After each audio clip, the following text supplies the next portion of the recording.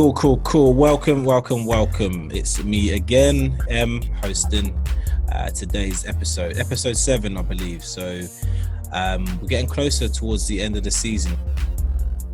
It's been a while, so hopefully the one SAF community, the One Step Away community, you've enjoyed the journey so far.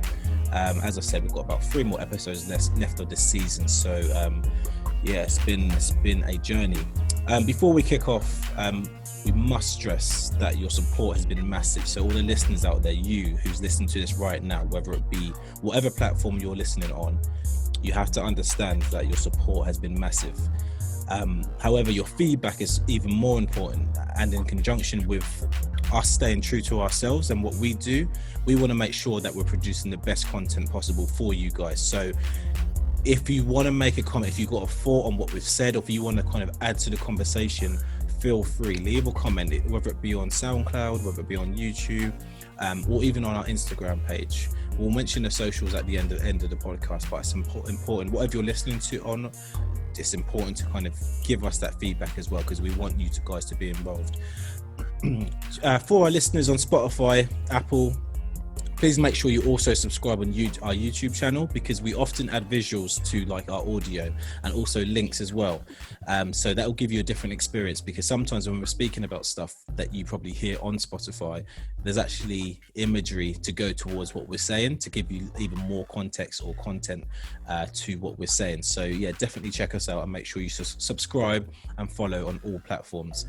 And likewise for our YouTube listeners, if you want to listen but you don't think you've got the time, and we all know what it's like with YouTube, like if you just press the wrong button on your phone and it cuts it out. If you want to listen to us in the background, if you're going for a run, exercising, then you can listen to us on Spotify, Apple Podcasts, all of those.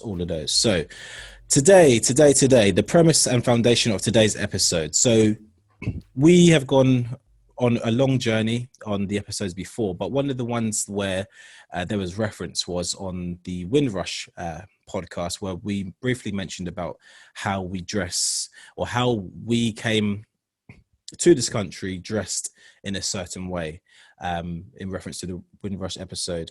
And if you remember back on the very first episode, we also spoke a little bit about dress and kind of the connotations and experiences we had based on what we wore. So based back on the pilot flavors episode, I mentioned about kind of being referred to as a drug dealer on a team away day because of what I was wearing at the time and the image, the apparent image it was on the photo that was taken. So today we're going to talk about dress, appearance, attire, and how that coincides with one step away from. Brief experience before I kind of introduce the rest of the guys, rolling it back now to the age of 13 and 14. And I don't know if you remember this, Kay. If you don't, that's fine. But this is 13, 14, maybe even 15. Me and Kay were walking, actually. And this is a true story. We must have been just like playing out or whatever. And I think one of us was in like just dressed in sport basketball gear. We both had like do-rags on and stuff like that, but we're just walking, and some kids walked past us with their mum, and they went, "Mum, gangsters." And at the time, me and Kate, we did literally just laughed it off. We was just like, because we were younger, we were naive, we just laughed it off, and maybe that was a bit of clout at the time to think, oh yeah, okay, that's what you think. But if you really scale back what that says, it says that people will look at you based on, one, I guess, your skin color, and I'm sure that you guys understand that has been a prominent thing in all our podcasts, but two, maybe how we look and how we dress immediately gives connotations to what people think we are without us even opening our mouths. So enough of me, gonna go straight into it now to the boys. How we dress, or the question would be really, do we dress differently to other people, other cultures, other nations? If we do, why? If we don't, is there a misconception, or I'll throw it out there. So do we dress differently, first and foremost, to other people other cultures? And if so, why? Is it a choice or not? Floor's open. Right. For me, I think predominantly, yes, we do dress differently, but not like to an extent whereby we stand out or anything like that. Maybe like when we were younger, you have that kind of premonition in your head, like you go clothes shopping. It's even down to like where you go clothes shopping as well. You go to predominantly certain shops that all your other black friends would go to, I suppose, whether that be your parents taking you to like Dalston Market, Wembley Market, or wherever, and you're getting the stuff that's in there. Maybe you're not buying things that are like tightly fitted to you, you're a bit more baggy, a bit more casually dressed. So for me, yeah, we do dress differently, but it does hold the same kind of meaning to the rest of like your culture or the circle that you're in compared to other nations. Cool. I've got a slight opinion on that. I don't think we do dress differently. When looking around, especially like when you're youth, you're in your teenage years and stuff like that, you pretty much dress the same. Like I grew up in London anyway, we're all dressing up the same. But I think the main difference then was obviously because of your race, you will stand out a bit more than other races.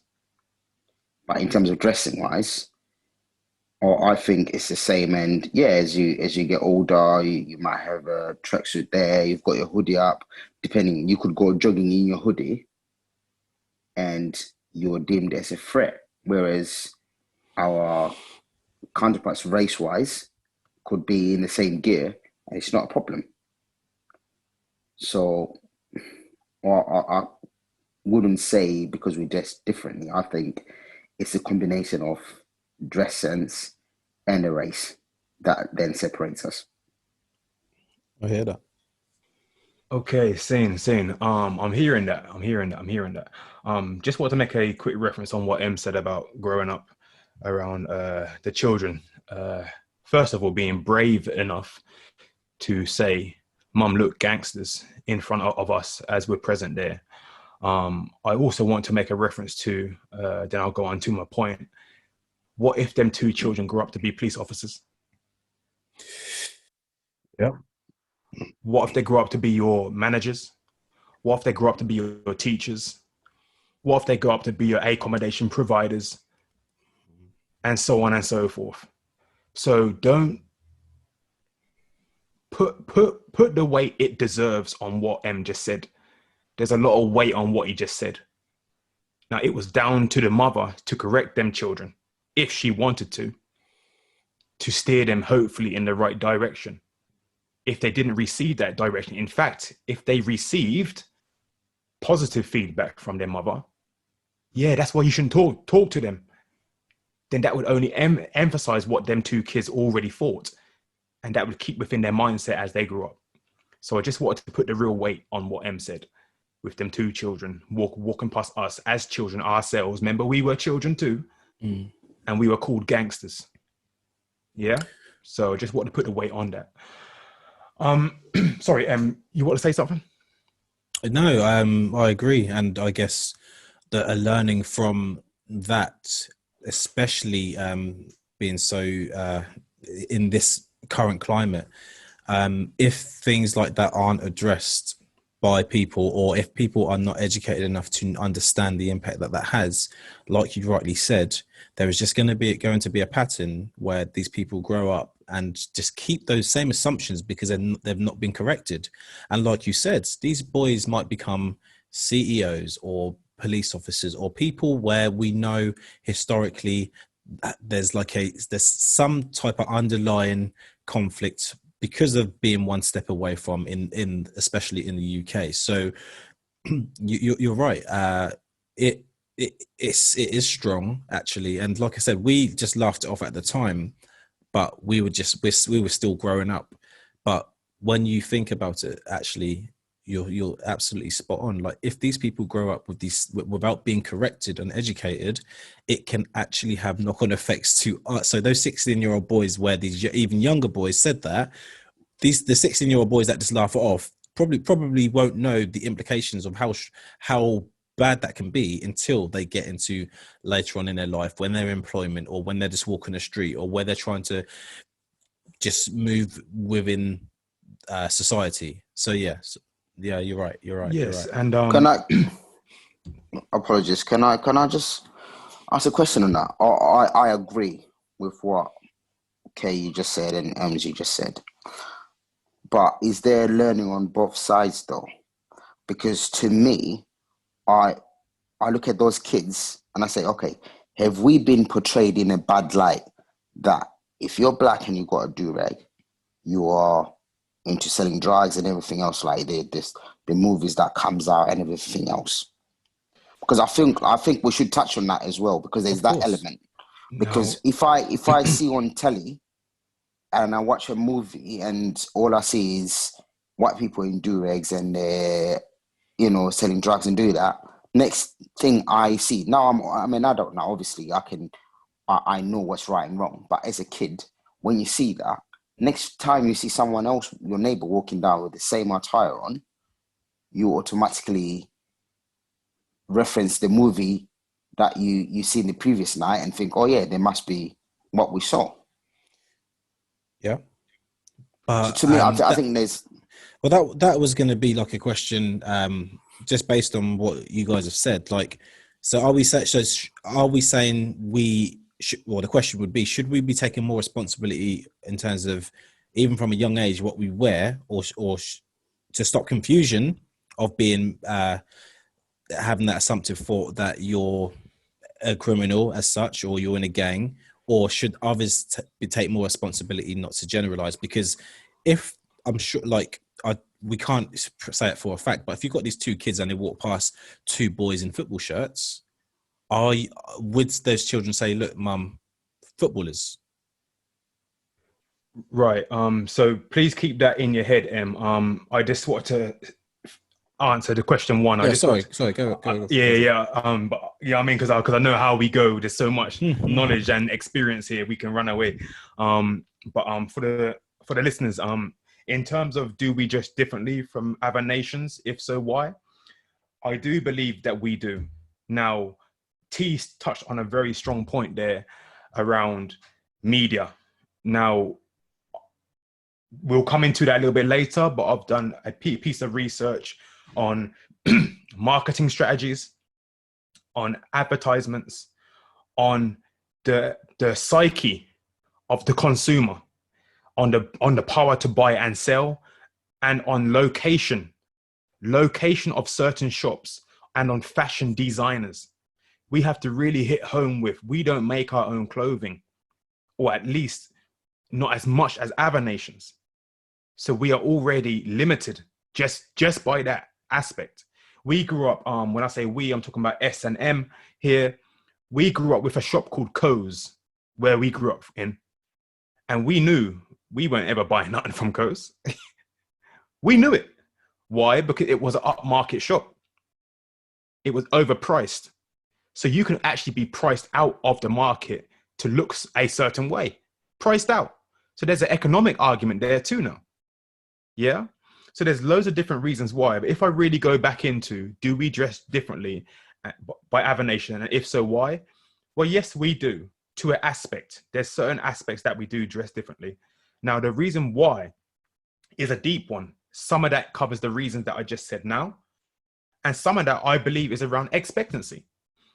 M mentioned around the Windrush. There was an expectancy for those who came in the Windrush boat to dress like their English counterparts. They had to wear, or they felt they had to wear, suits and hats and ties and shiny shoes. Make sure you shine your shoes.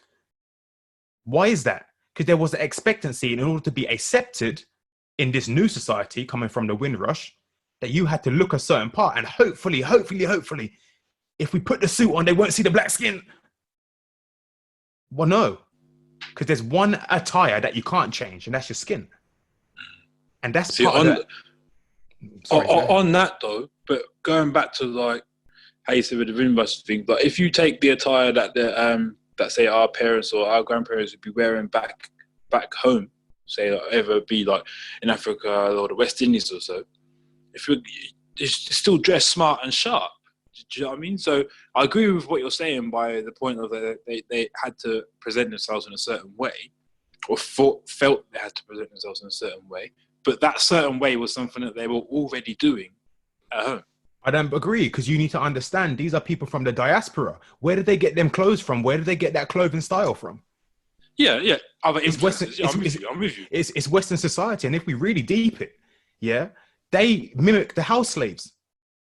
If you really want to deep it, because the field slaves wore rags.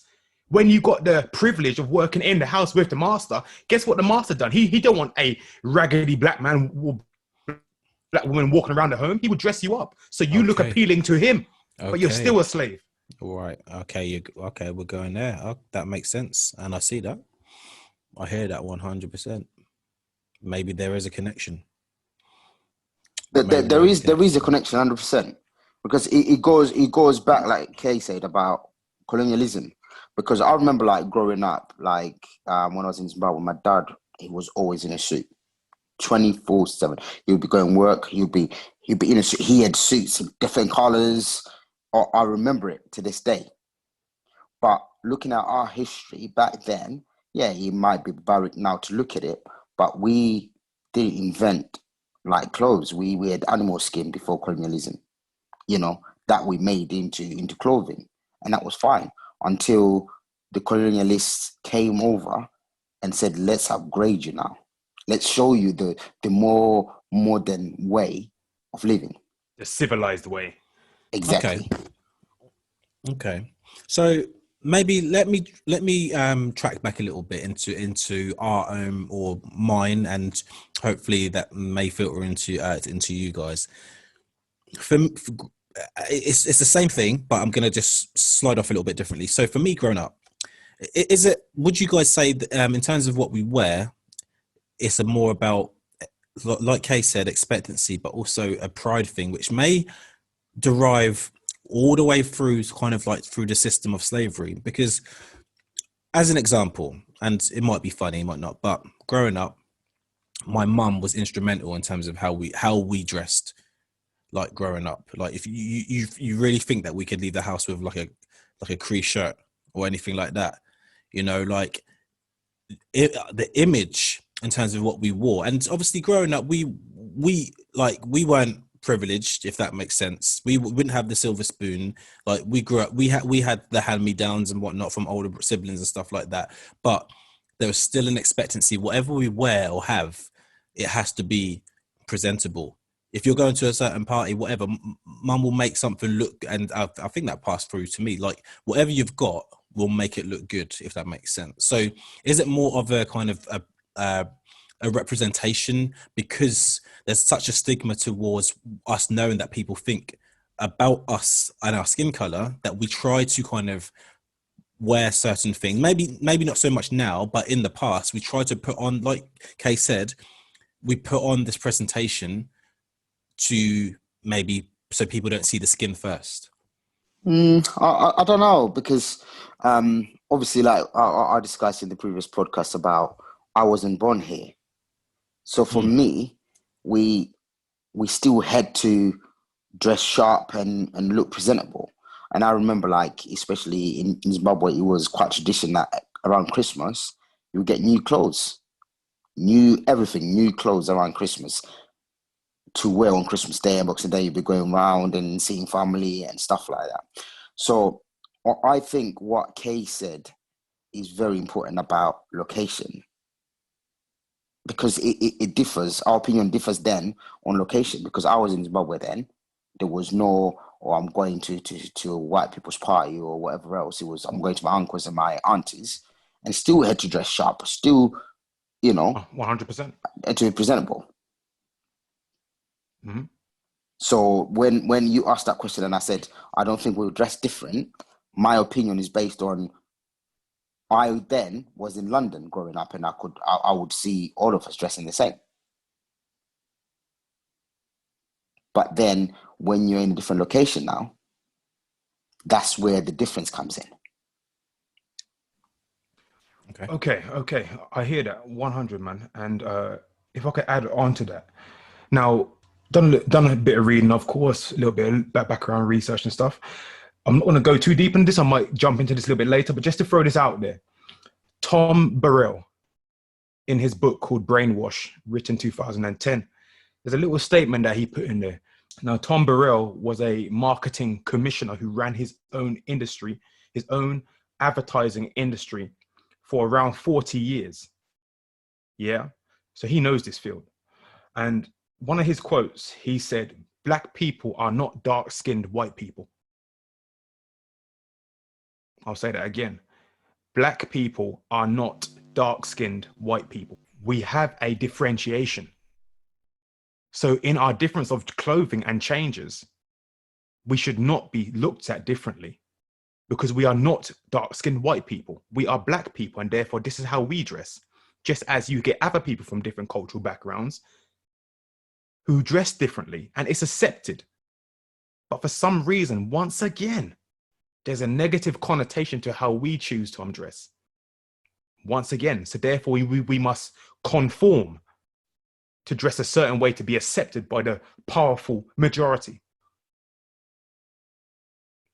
There's also another aspect, and this was coined by well, I don't know whether it was coined, but it was mentioned within the research piece, and I'll come back to this research piece later too, by Andrew Hale in 2009. He done a research piece called "The Effects of Race, Gender, and Clothing Style on Stereotypes." Mm-hmm. Yeah, he mentions a certain thing called stereotype activation. I'll say that again. Stereotype activation. A psychological aspect that in someone that is activated based on what you see, whether it's race, gender, or clothing style. So there is a deficit or a positive connotation or undertone based on what you see, that first impression. So just keep that in mind. Just keep it in mind, listeners and us here at One Step Away From. Keep that in mind. Stereotype activation, and black people are not dark-skinned white people. Okay. We definitely will add the links to those extracts on the pod, on the channels, because that's strong. 100%. That's strong stuff.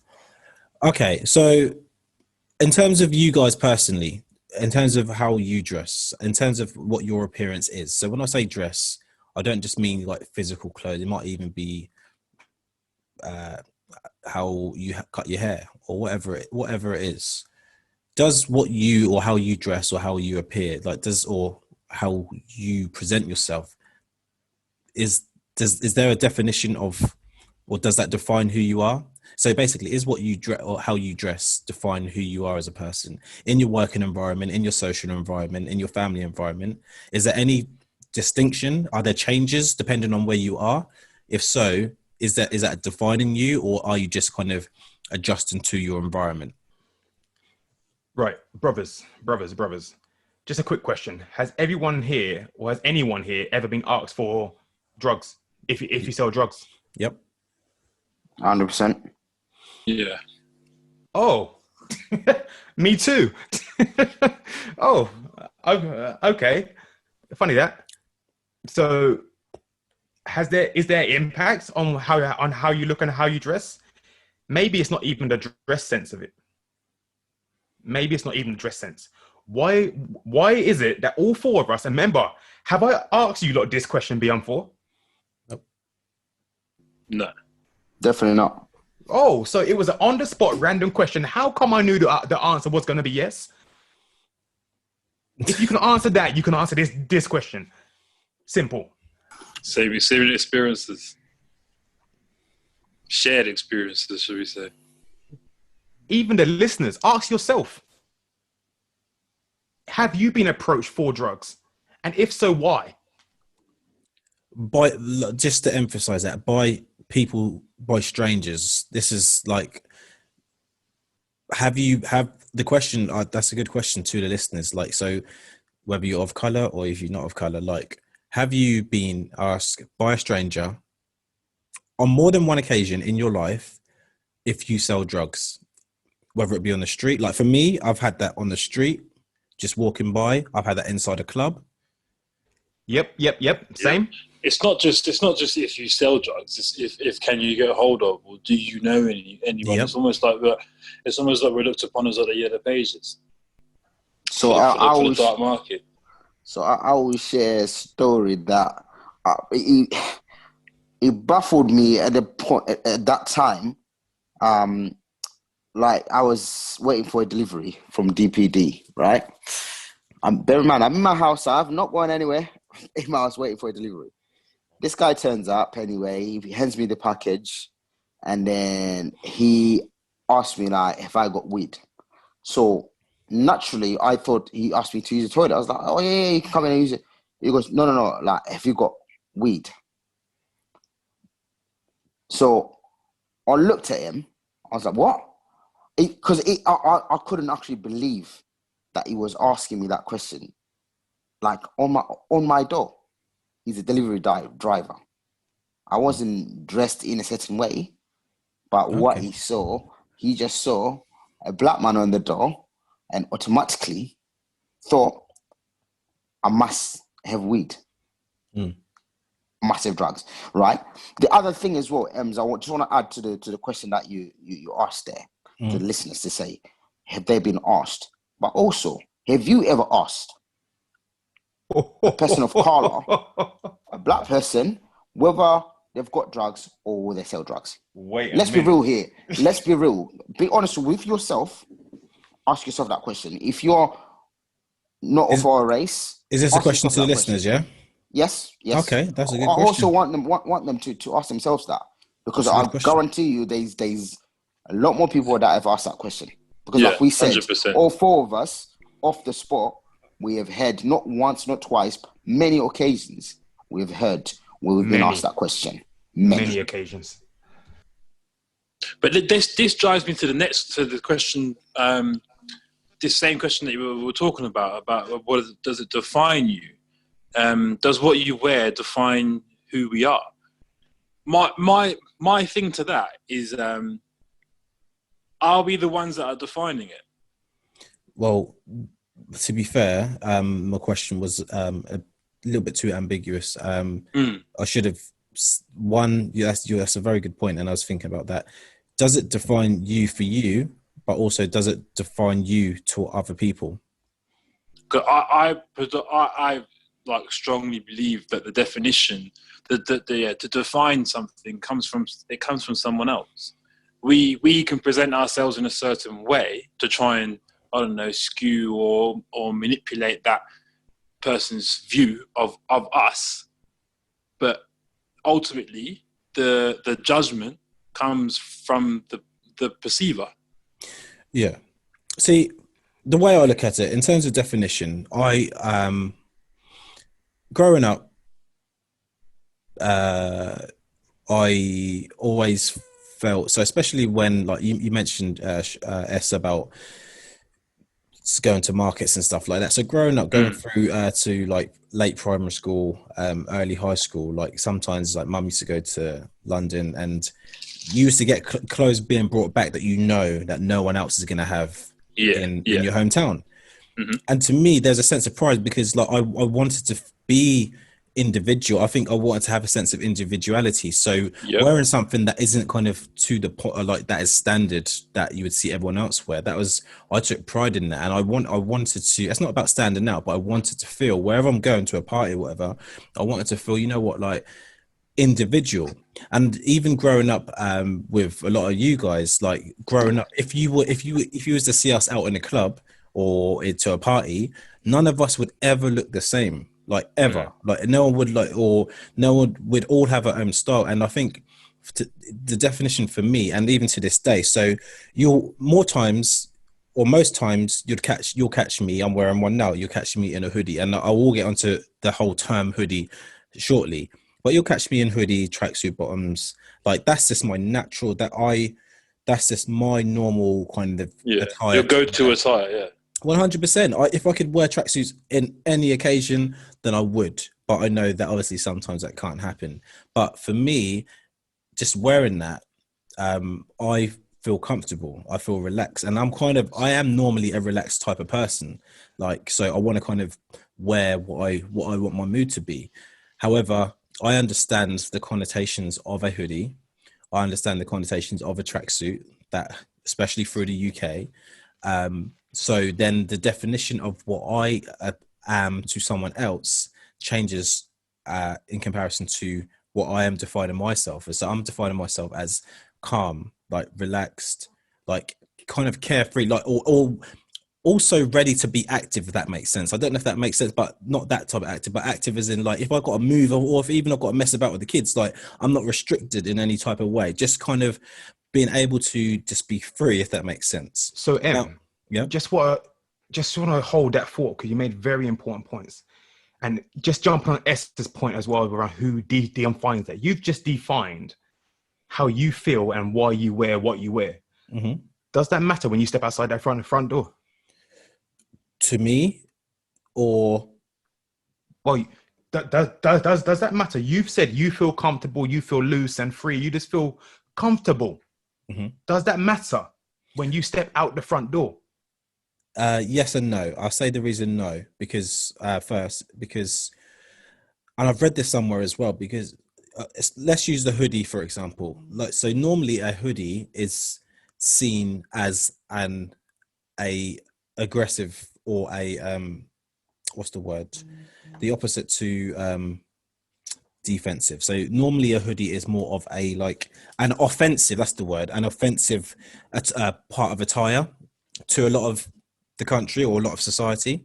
But from the moment I am wearing a hoodie and I leave the house, it's actually more defensive, because actually now I'm in a society where they feel like I'm an offensive person because of what I wear. But actually now I've got this on as a defense mechanism to actually kind of block me away from a lot of stuff that's going on around me. So now my relaxed mode changes from when I leave the door, because I understand that what I'm wearing is going to have a negative connotation to other people. So I've got to be on the defensive if someone or a group or a society are assuming that I'm on the attack. I've actually got to be ready for the backlash of what I'm wearing, if that makes sense. So actually walking outside of the house on the stuff that I feel comfortable with and what I define, my definition changes because of my environment. Just walking outside of the door, walking outside of the house, because I understand how this system is, now my mentality changes, and then that can become a problem to the outside world. So quick question there then. You feel comfortable wearing tracksuit, hoodie, and all that stuff. What do you wear when you go to work? Jeans and a hoodie. Jeans and a hoodie. What do you wear when you go to your job interview? Normally a suit. Okay. What did that change? Now, while at the workplace, you're wearing the jeans and a hoodie. Yeah. You made an earlier statement saying that you're comfortable wearing tracksuit hoodies. Mm-hmm. So adversely, you made yourself uncomfortable to secure a job. Yep. So that means if the question is, does what we wear define who we are? When you wore that suit, which is uncomfortable for you to secure a job, did you have to sacrifice who you were? I'll say a little bit. I'll say, but this is the problem. This is the funniest thing. Like, it's not actually uncomfortable to dress sharp, but it's just a fact of preference. So, and just understanding kind of what environment that you're in. So it wasn't necessarily about being uncomfortable, but just the stark change of what you would normally wear into what you have to wear to kind of obtain a job. That's where the conflict is. But I wouldn't say I wouldn't say there's a full uncomfortability, but there is a change in terms of mentality, I guess. Don't know if that answers the question. Because that's what I've recognized. I've recognized that you recognize you have to change in order to fit in order to progress in life. We're talking about this whole one step away from business now. Yeah. Yeah. you had to change what you're comfortable in. So you could hopefully have more chance to secure a job, which is to get finance, which is to get housing and food and all stuff like that. Mm. So clothing is very important then when it comes to an aspect of survival. Yeah, but that's your environment, I think it's isn't it? I think it's That's a lot important to for do everyone. with that. I think it's important for everyone. Like, I think just generally speaking, no matter what your skin color is, you have to kind of change it up a little bit if you're trying to go for a job. But I'm talking about kind of the definition, like being like just the changes of how I'm being, how I am defining myself in comparison to how the same thing that I'm wearing and how I feel comfortable. I now know that it may make people feel uncomfortable, but my mindset is not on that energy, like of stealing your purse or anything like that. But because I'm wearing certain attire, my definition or the assumption of who I am is already being calculated. Yeah, that goes back to the thing that I was saying about who defines it.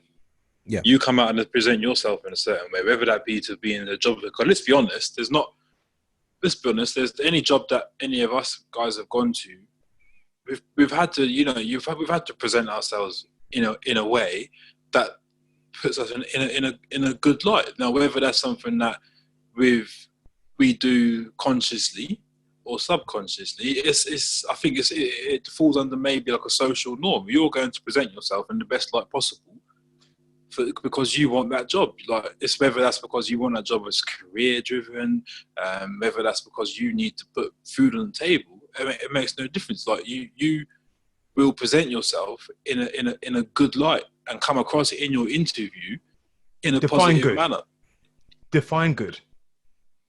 Define good. Okay, so when I say good, I mean by that you're kind of closing the doors on any negative connotation that you can control. So the variables that you can control to put yourself in a positive situation, a good situation, you will do. And that's before you even leave your house. Do you know what I mean? You leave your house in a certain way, you prim it, you're proper. On the way to your interview, say, let's indulge with that scenario for a while. To your interview, you're probably rehearsing the questions that you might get asked, the answers that you might give. Do you know what I mean? Like, have I left in a good amount of time to get there a bit early and present yourself in that manner? Like, so if you get in there early, you're presenting yourself to be punctual. You're presenting yourself to be, you're serious about what you're wanting to go into. Do you know what I mean? If you turn up late, that gives you negative connotations. And that all starts with how you present yourself when you leave your house, when you put your clothes on, how it makes you feel. Are the clothes that you're wearing going to give you like a boost? I mean, is your chest up? Is your back? Do you know what I mean? Is your chin up and you're walking confidently with the clothes that you're wearing? Do you get what I'm saying? I get what you're saying completely there, man. Sorry, does that also include your hairstyle? 100. Yeah, because I'll go barbers before that and have a little line up or shave up the head, but whichever you like, it all comes into that, I think. Right. So, is there so this is so deep. Everything you said. Listen, this all stepped into the area of stereotype activation. This all stepped into it at every point. So what I'm hearing is that we have to think about, this might be in general to this might not even be about race right now, apart from the hairstyle, but I'll get into that a little bit later. But the clothing, in terms of stereotype activation, I heard S say about being late, punctual, stuff like that, blah, blah. Yeah. Do you think we're more privy or more conscious at trying not to be the stereotype of what Black men are seen as? And therefore, we feel we need to change and act and be a certain way so we can present ourselves, whether it's a attire, hairstyle, bass in your voice, just to suit a certain ideology of what is, as S said, good. There was a point in my life when I felt like that, in my early 20s. Yeah, I agree with that. Yeah, I can agree with that as well.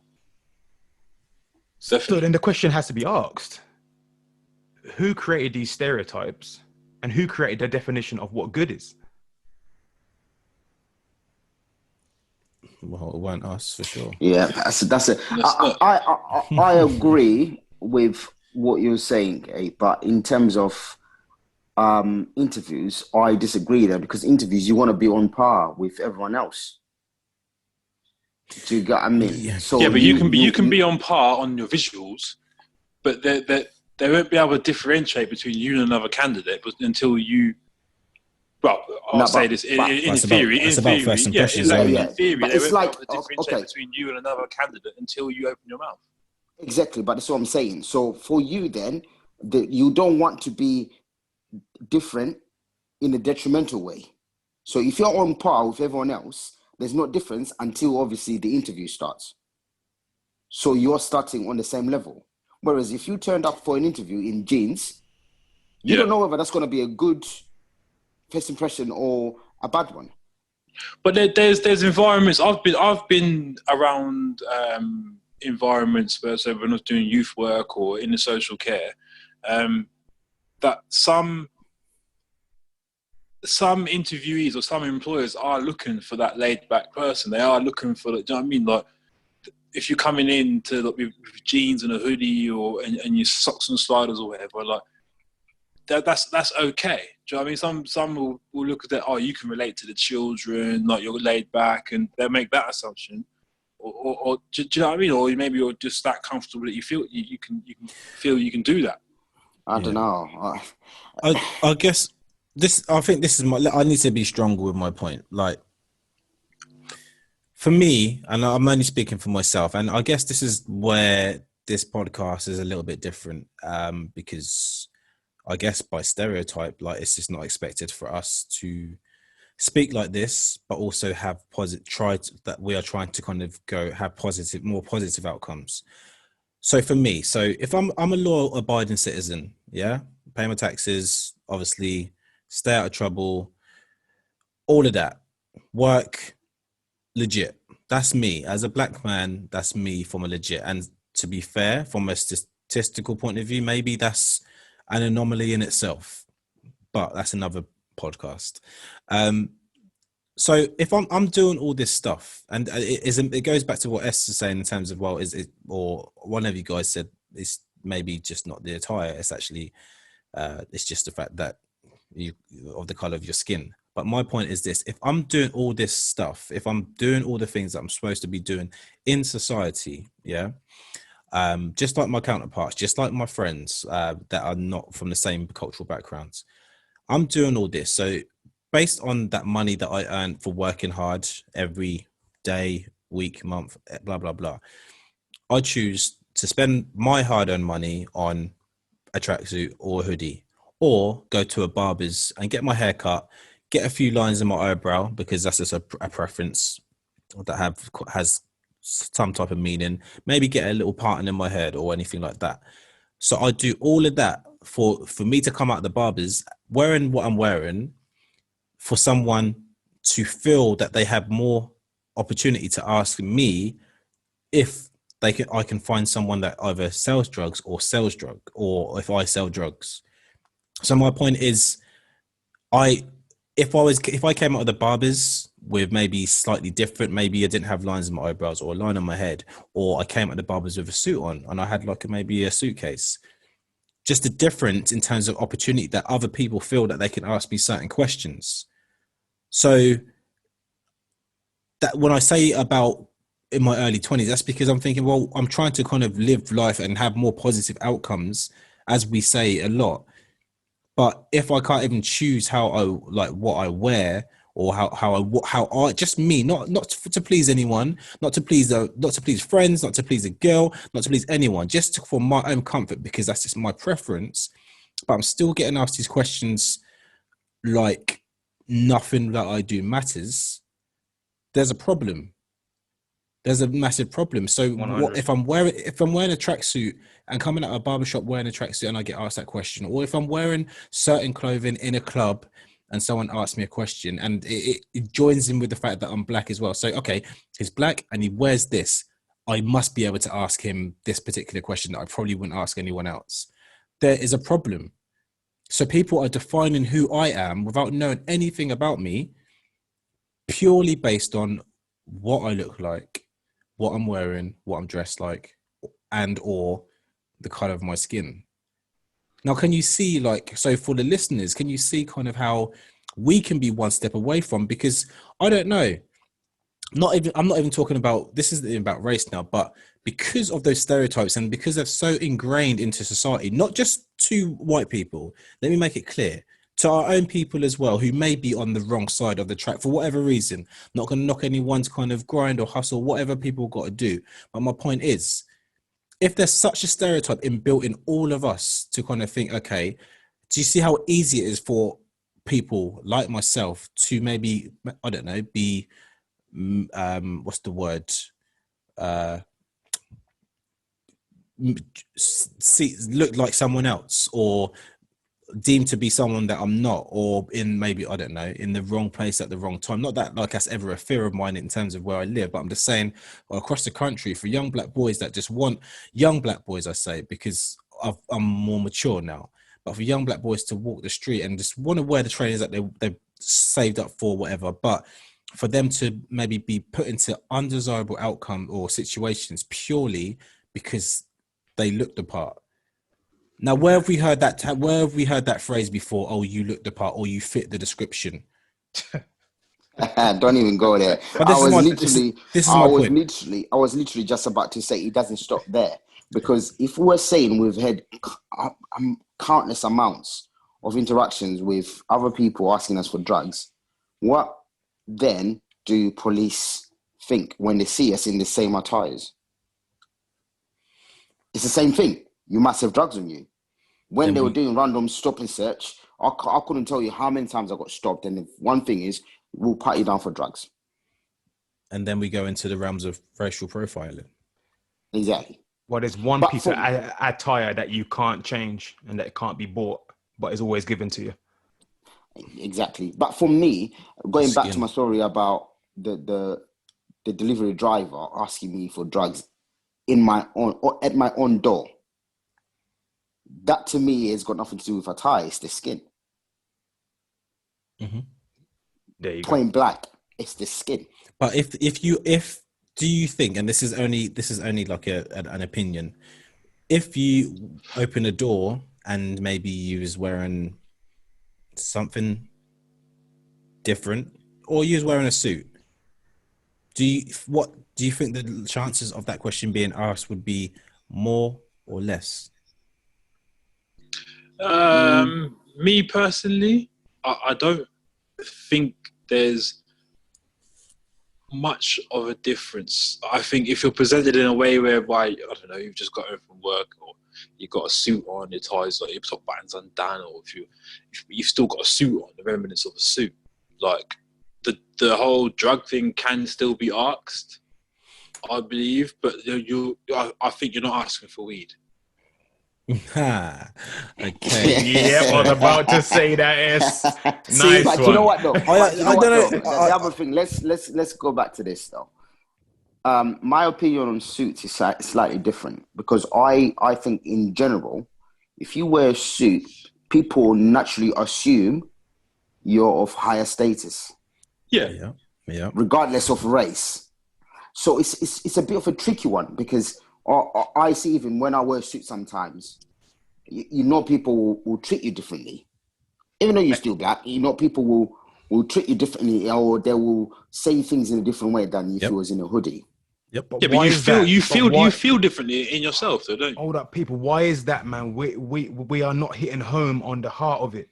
The social definers. But that's what I'm saying. Where Definers are making us feel good and making people see us in a better light.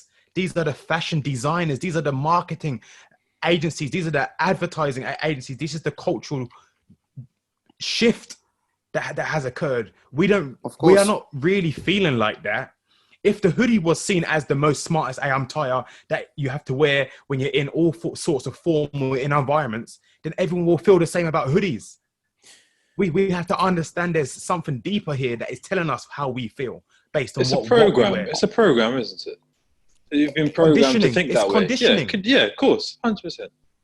As far it is, this is like what you said, Esther, about kind of you're not gonna like if you're wearing a suit. Obviously, the preference of drug probably won't be weed. Like this is what is so mind-boggling. Yeah, just from my experiences of seeing other people, a lot of people that take the next level of drugs. In my experience, I'm not. It's a generalization of my experience, listeners. So you can't get me on that, but a lot of people that kind of go to that next level wear suits. Oh, Yep. So No, Yep. in my experience and in my youth and in my darker days, of course, of course.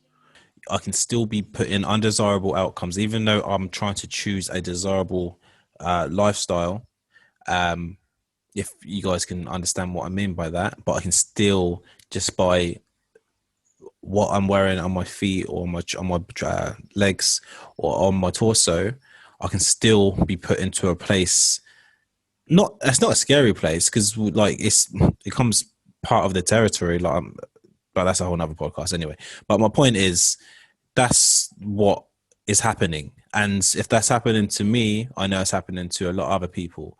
And just the change, like Kay, you mentioned about kind of societal kind of just stereotypes and stuff like that, because I remember us growing up, like I said, we wanted individuality, but there was a period of time like growing up early days of high school where certain tracksuits like Avrex, you know what I mean, like they were the type of you know what I'm saying, like everyone wanted like no an one knows about Avrex. Avrix unless you're from that era. Everyone, No one knows about it. Wow. everyone Simple. like Wow. Yeah, I know you mean. And there was look, there's certain 29. Yo, you know what I mean. But that time when we were thinking about, okay, I want to go London, get a, like, you want to kind of find, but even then you want to find a tracksuit that no one's got. You want to find like an Avrex hoodie that no one's got. So we all knew that. So there's a brand about it. And they were money as well, Jared. But my point was, at that time, you was like, it was, especially that type of attire, like that's something that you wanted to have because you felt comfortable. Obviously, socially, it was acceptable, I guess, to the people around you. And I guess not everyone that listens may understand what we're talking about. But I'm saying from our culture, these are the things that we kind of like felt comfortable to wear wherever we went. You could rock up. You could go to a party and wear like an Avrex, this and that and whatnot. You could walk around the house with Avrex, and that's not other brands are available, but that's just one that kind of came to my mind. So my point is, where was that shift where the things that we thought were comfortable to us, where's that shift? Where was that shift to when actually, no, that's deemed as, oh, that's negative. Oh, you don't want to wear that because you'll be classed as a chav or a roadman. So that shift came from action that was taken upon those that are deemed as inner city youth. You can break that down to however you wish. There is a so-called stereotype. This is going back to the stereotype activation by Mr. Hale. In terms of, actually, let me go back to school, and I'll shift it all the way up until the current business marketing era that we see now. So let's go with a stereotype. Can you name me a stereotype of Black people within school? What were we good at, for example? Sports. Okay, stop there. You went there straight away. Wow, shocking. Okay, in sports, what do you wear? Tracksuits. Oh, wait. Shorts, What? t-shirt. Who wear what? Oh, surely not. Surely we haven't grown into adult men liking that. Surely not. Okay, cool. Let's fast forward. We're now adult men now. Yeah. How does this now? We are stereotyped as being good at sport, not being good at academics. If you're academic, what do you normally wear when you become an adult? Suit. More suits. Wait, stop. No, surely not. Yeah? Okay, let's fast forward. How does society respond to people in suits? Or more positively. Regard. Oh, we already said it. Good. How do people respond to people in tracksuit? Oh, we've already said it. Drugs. You're a gangster. Intimidation. So from the beginning of inception of attire and dress wear and clothing, it's already been imprinted into your mind from school days. Wow. But now we grow up and we think we like it. Now, let's just flip it on the head once again. Let's get into business. Who creates the most tracksuits out there to this day? What organizations? Nike, Adidas. Oh, what? Sports brands. Wait a minute. So is there an actual monetary benefit to imprint that stereotype into a child in school, and we don't even see that? And now we go out and work to go and put money into this business that we feel comfortable in, though. Of course, that's all part of the There's a conditioning. psychology here that we're not understanding, brother. There's a psychology here, man, and it's disgusting. So the same attire and the stereotype that was imprinted in you from a child is the same one that you apparently like because your psyche has been formed. You've been conditioned to like sportswear because you're apparently only good at sport when you're in school. And now when you become an adult, that same wear is now sold to you by major industries which make a killing off you, poor man, black man in the urban areas. They make a killing off you. And then that same dress wear that they provide and create and tell you this is the latest thing, and you go and buy it with your broke ass self, and you can't even get a mortgage, but you got the best tracksuit on though, you then get picked up by the police. A random person comes up and asks you for drugs. That's what you get. And it's been imprinted in you from a youth. Many people have died because of Jordans. Brother, don't even get me started on that now. Go for it. And just to even throw another spanner in the works there, add a tracksuit, and then add, if you're in one of those cars, you know the cars, straight away, you're a target. Straight away. Yeah. I could be in a BMW or Mercedes in a suit. No one would bother me. Put a tracksuit on. And then you see the level, the level of aggression that you're met with by the law. Or Audi TTs. You know, to be specific. Any other car brand that's quite up there, right? You get into that brand, dressed in a certain way, like we said, you will see the tone changes. But you get pulled over in a suit. But these big conglomerates and companies, they don't care who buys their product. It's not them that they care. I disagree to an extent. I know where you're going. I know where you're going. Do you know? Like, I can see there's a conflict in what I just said, but I don't think that predominantly they don't care who buys their product. That's what happens to the customer as a consequence of being in a nice car and being in comfortable clothing. That's not something that they think about when they're putting it out for mass production. Like, okay, cool, that person might get stopped because they're in an expensive car, and there's not that they should be in an expensive car. That's when the money's in the bank. I disagree. I don't think necessarily they'll think that deep about that person, but I do think they market to particular people because they know that particular, regardless of your financial status, people will still be drawn to it, and people, as we know, people will find a way to get X, Y, and Z. But going back to your, course, going back if to they've your got good credit, or if their friends got good credit, then they can live that life, can't they? Or maybe not even credit. But going back to your point, T, about really and truly, like if you're driving about and if you're got like in your, I don't know, from your teens to your, I don't know, mids, or some people still do it, like even at our age, but even like your younger years, what's the most comfortable thing to wear if you're driving about? Like a tracksuit.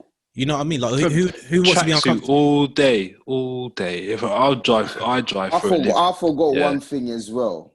If you've got a flat cap on, a hat, that is a magnet. Yeah, of course. When I used to live in a so the hat's a hat as a magnet, yeah. Okay. Yeah, of course, 100%. I had certain friends that I get in the car with, and because of where we lived, it was a thing of take your hat off, like, or just like no hats. So this particular friend, if there was 4 men in the car, none of us could wear a hat. None of us could wear a hat. Do you know what I mean? And that was his thing. That was his thing. Like, regardless if he got stopped or not, like that, I don't know. Maybe he was just with reason on edge. Yeah, he's got reason. This particular person definitely had. This particular person definitely had reason to be to be worried, and that's where we'll leave it. But Okay. So I was into New Era hats growing up, like as a teenager. Like I was into them loads. you had a whole wall full of them, yeah? Pegged up. Yep. I was like Will Smith in Bel Air with you know. Yeah. But I would get stopped more with a hat on, because to them it was a way of, you're hiding something because you got a hat on. You don't want to be seen.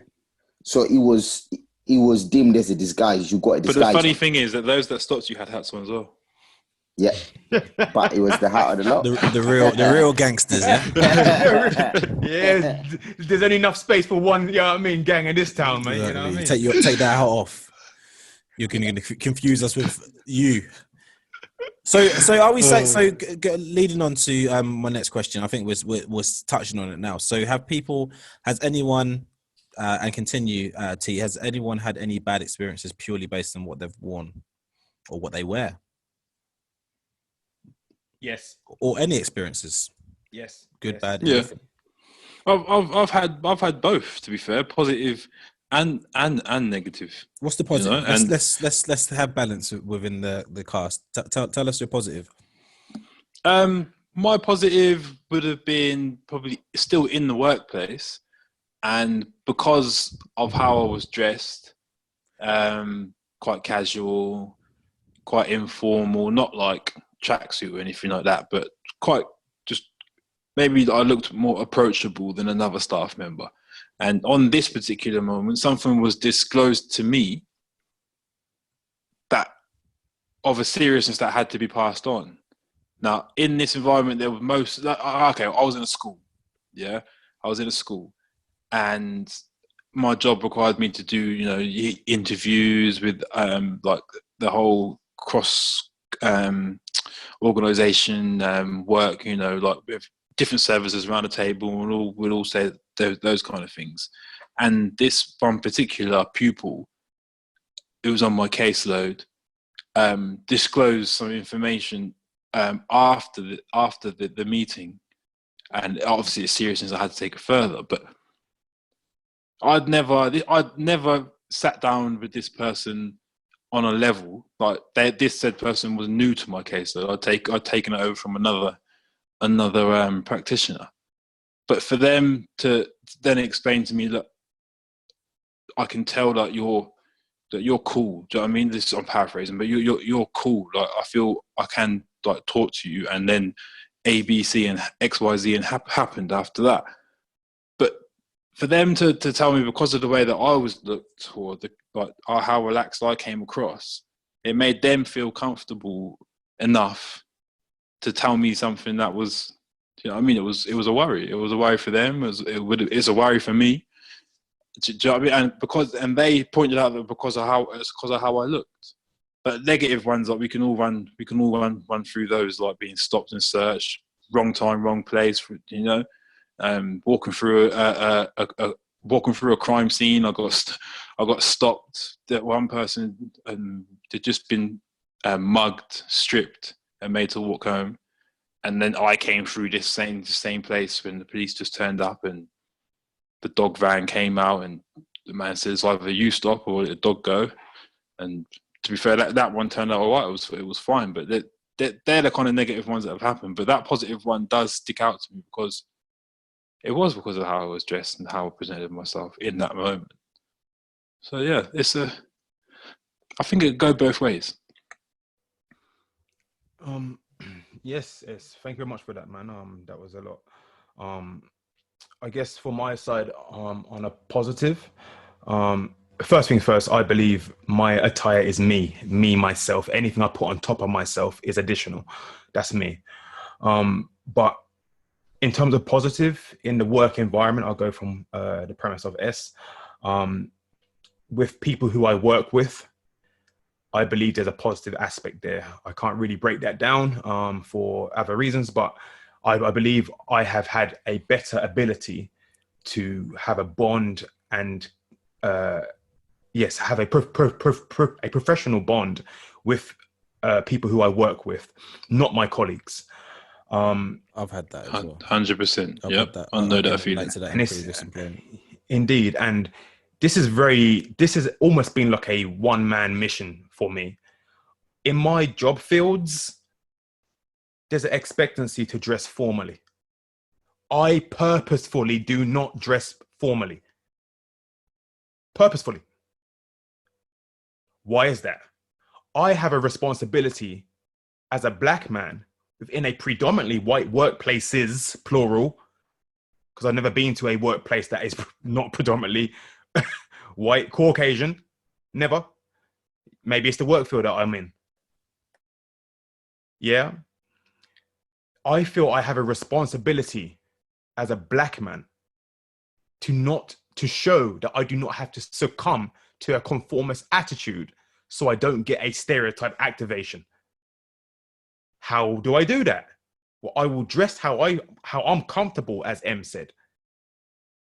And based on my works, there you go. Yeah, I shall be judged. Yeah. I shall be judged. There you go. Love that.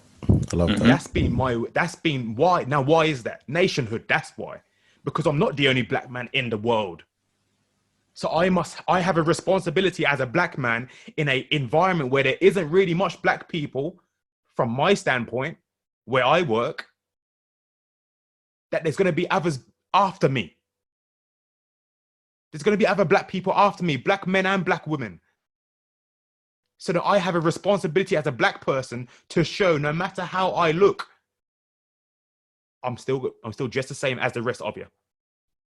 Just the same. And that's not based on how I look in terms of my clothing. It's based on my works, because I'm paid for my works.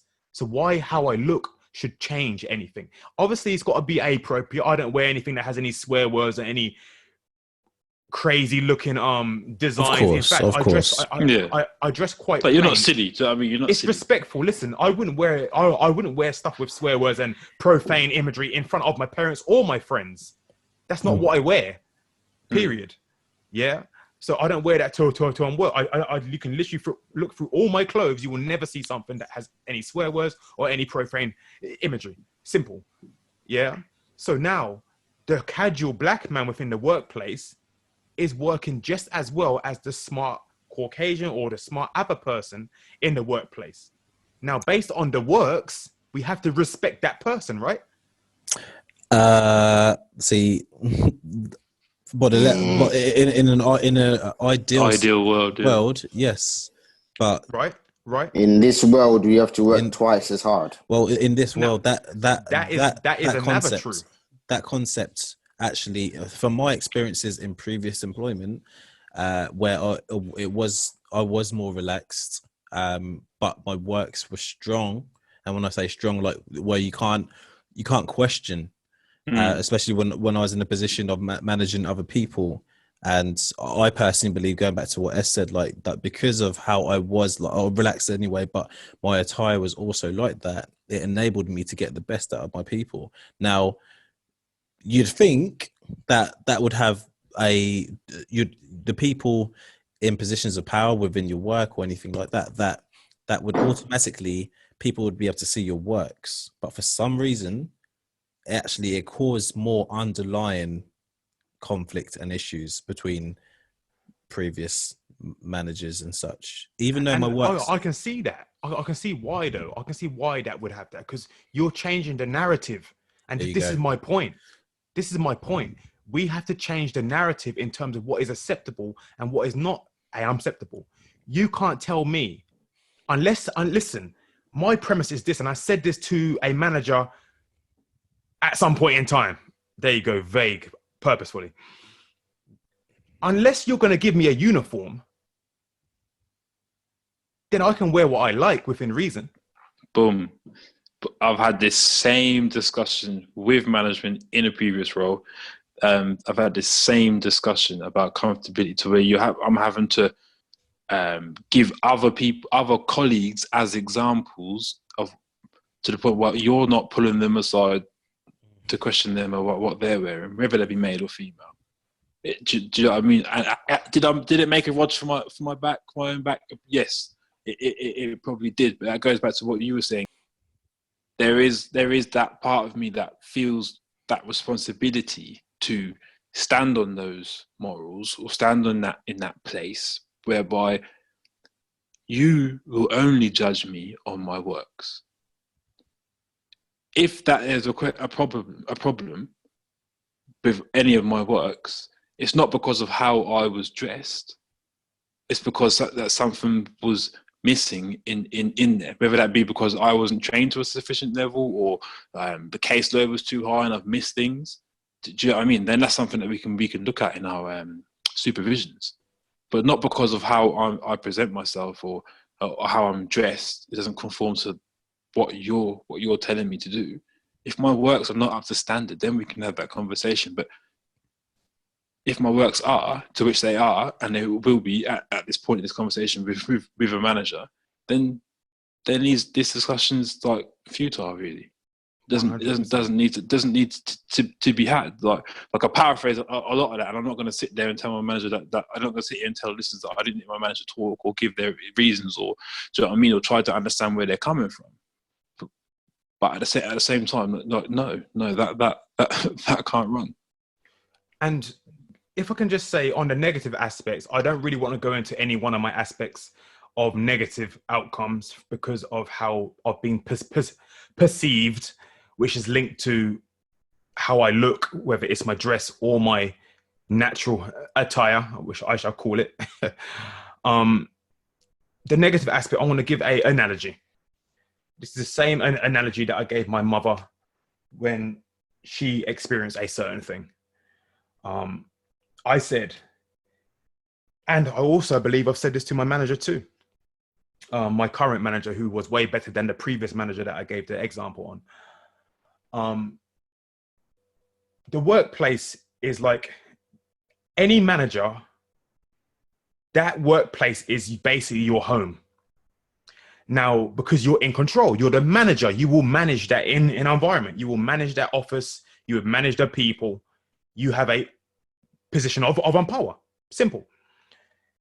Now, that's like your home, because everyone else, in terms of the employees, are under you. Of course, you have senior managers, area managers, district managers, CEOs, all that stuff. But I'm talking about the manager in the office, yeah? Or the managers in the office.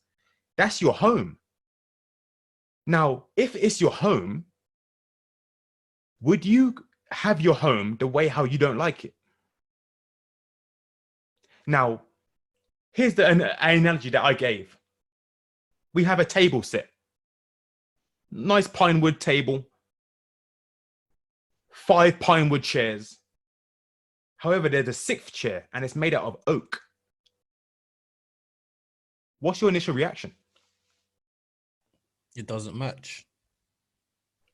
And if it doesn't match, what has to happen to that? Replace it. You have to replace that chair. That would be the initial standard reaction. Okay, then. Because if someone else came in, it doesn't fit in inverted commas. Oh, but I thought we were diverse. That's another podcast. I'm done. Diversity. That's what I'm saying. And for me, when I say, I've already mentioned about kind of just actually the positive impact it has by me being able to be me in the workplace. And when I say me, just being comfortable and relaxed. Negative, I wouldn't say there's been more digs, like underlying digs or undertones, because people are not familiar or comfortable with certain things I wear. As an example, a do-rag, or just I genuinely believe, no matter, it's not necessarily what you wear. Sometimes it's how you wear it as well. What causes confusion, or what causes people to look twice and stuff like that. And that's what I mean. Like, I've never wanted to be a conformist or conform to a certain style, or fad or whatever like that. I always try to make things unique to me. Might look the same to someone else in someone else's eyes, but if I know it's unique to me or how I would do things, that's why I'm very picky. So for me, when in choosing clothes, I don't really shop anyway, but the odd occasions that I do, I know what I want before. Like, you know, you see bare people like scanning through and searching through, trying to find the right outfit. But when I'm looking for something, I know exactly what I'm looking for. I know, and it's just scrolling. As soon as I see it, boom, that's it. Because I don't really like going out and like going through loads of shops and trying to find something. That's just not me. I know what I want, and I'm gonna find it. I know how I want to look at a certain event or how I want to feel at a certain event. If I can't find it, then I'm gonna have to make do with whatever. I'm gonna have to rehash whatever I've got. But that's because I know, like, the only person, if I need to, is trying to impress is myself. I'm not trying to impress anyone else.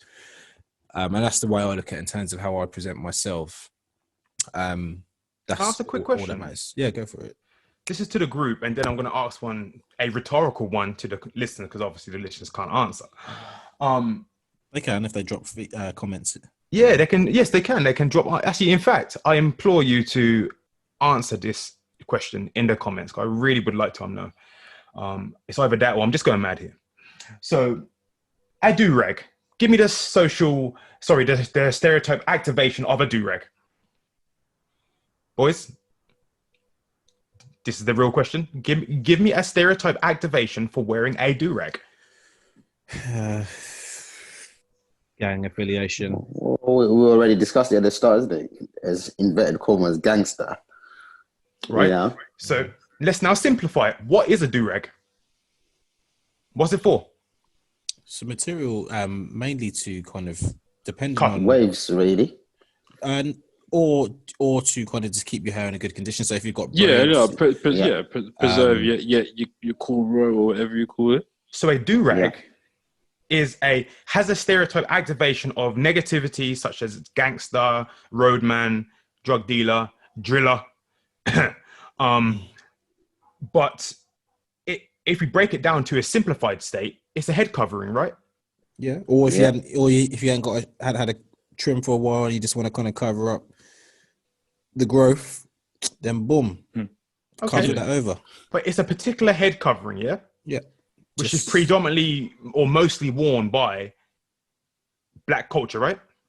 Yeah. And a little bit of Asian, but for different reasons. I use the word predominantly. Yeah, sorry. Yep, cool. Okay, cool. So, rhetorical question for the listeners. We've just discussed do-rag, and we broke it down to a simplified state, which is a head covering. Think of every other type of head covering in society that is accepted from all different derivatives of different cultures. And ask yourself, why does that not have a negative? And why does this particular one have one? That's what I'm asking. Can I answer that rhetorically? If that's impossible. Well, but please, I'd like to hear you. I'm a listener for at the moment. Right now, I'm not. No, it's for the listeners, my man. It's for the listeners. Hey, how you gonna jump on their bandwagon? Let them ride. I'm just no, because this might lead into another pod. Like, if you think about anything to do with the head, outside of the black community, like in terms of coverings or things that you put in your head, aren't they normally connected to like a religious aspect? I'm not answering this. Well, religious and fashion as well. Yeah. Like the racehorses, like they all wear head coverings. Some of them wear scarves just as a throw over on their heads as fashion. That's what I mean. So it's either outside of, for me anyway, outside of the black community, and please, listeners, please still give your answers. Outside of that community, it's either a class system of why someone's wearing a certain head piece, or a religious. But yeah, we'll leave that question to the listeners. Has anyone ever been told, or has anyone ever, and maybe outside of the workplace more so, but if it's inside the workplace, doesn't matter, anyone ever been in a position where they've been told to change how they dress? Relationships. Can I just before I answer that one, I'll just go back to the previous question about the negatives and the positives. Okay. So I didn't give them my answer. Positives, there ain't a lot. To be honest, I can't think of any positives. before I changed the way I dressed. And the reason I say before I changed, because I did change the way I dress. I was thinking about it earlier on, how my experiences shaped how I dress now. What I mean by that is we were laughing about everyone wanting to buy the Averex tracksuit, the Lot 29s, you know, and being in London at that point, you would see everyone wearing pretty much the same thing. And that would then lead to, if one person out of the 30 wearing the same outfit done something, the description would be the tracksuit, Averex grey, or blue one, like a baby blue. I remember that baby blue wasn't popular then. Yeah. Wow. And that, trust me, but that then would result in all 30 of you being suspects. Just like that. Just like that. So there was never like any other descriptions except clothing. And I then realized, like, all the time you would then get harassed for no reason, because even going into a shop, like after school, like after college, going into off license because you got the same tracksuit as someone else who had gone in there previously. It's like, no, you're not coming in. Well, why not? Because you did this. I'm like, no, it wasn't me. As you all know, they claim that we all look the same, right? So when you then dress the same, it doesn't help our argument. So to me, it was so negative to a point where now I was looking at it, I was like, yeah, actually, it's true. I've changed the way I dress now. I try and be as unique as possible. I don't follow the crowd. You know, sometimes there's trends that come in for trainers or something. I purposefully do not buy those just because I don't want to be grouped in that.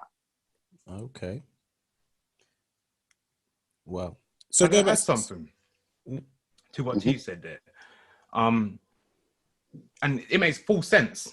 If we talk about survivability, yeah, what T done there was increase his survival by changing. And there's a little quote that I'm going to do at the end of this podcast, but it has some touch on that. Now, what I want to say is this. T had to make a change based on what previously happened to him. And because he doesn't want it to happen to himself, he has to change how he looks by choice. Change where he spends, what he buys, such and such. So he doesn't become that stereotype. He doesn't be treated in a certain way based on a stereotype. Let me say this. 9/11 and is it 7/11? 7/7. Sorry, 7/7 and 9/11. Thank you very much. Now, this was horrible what happened to people who come from, for people who are of the Muslim faith or dress what the stereotype is as a Muslim. Yeah. If you had a head wrap or if you were wearing a, I don't know the correct word for it, but the long materials that they wear when they're wearing their hijab, traditional wear. Yeah. Yeah, burqa, hijab, turban. Yeah. When they wore that, and they, especially if they had a backpack too, they went through absolutely horrendous levels of stereotyping, treatment, and everything. They suffered serious racism because of what happened at 9/11 and 7/7. Yeah. Now, keeping the same circle of what T done, did they change how they looked? No. They held steadfast. They held steadfast, and so they should, regardless of what they went through. That's what I have to say there.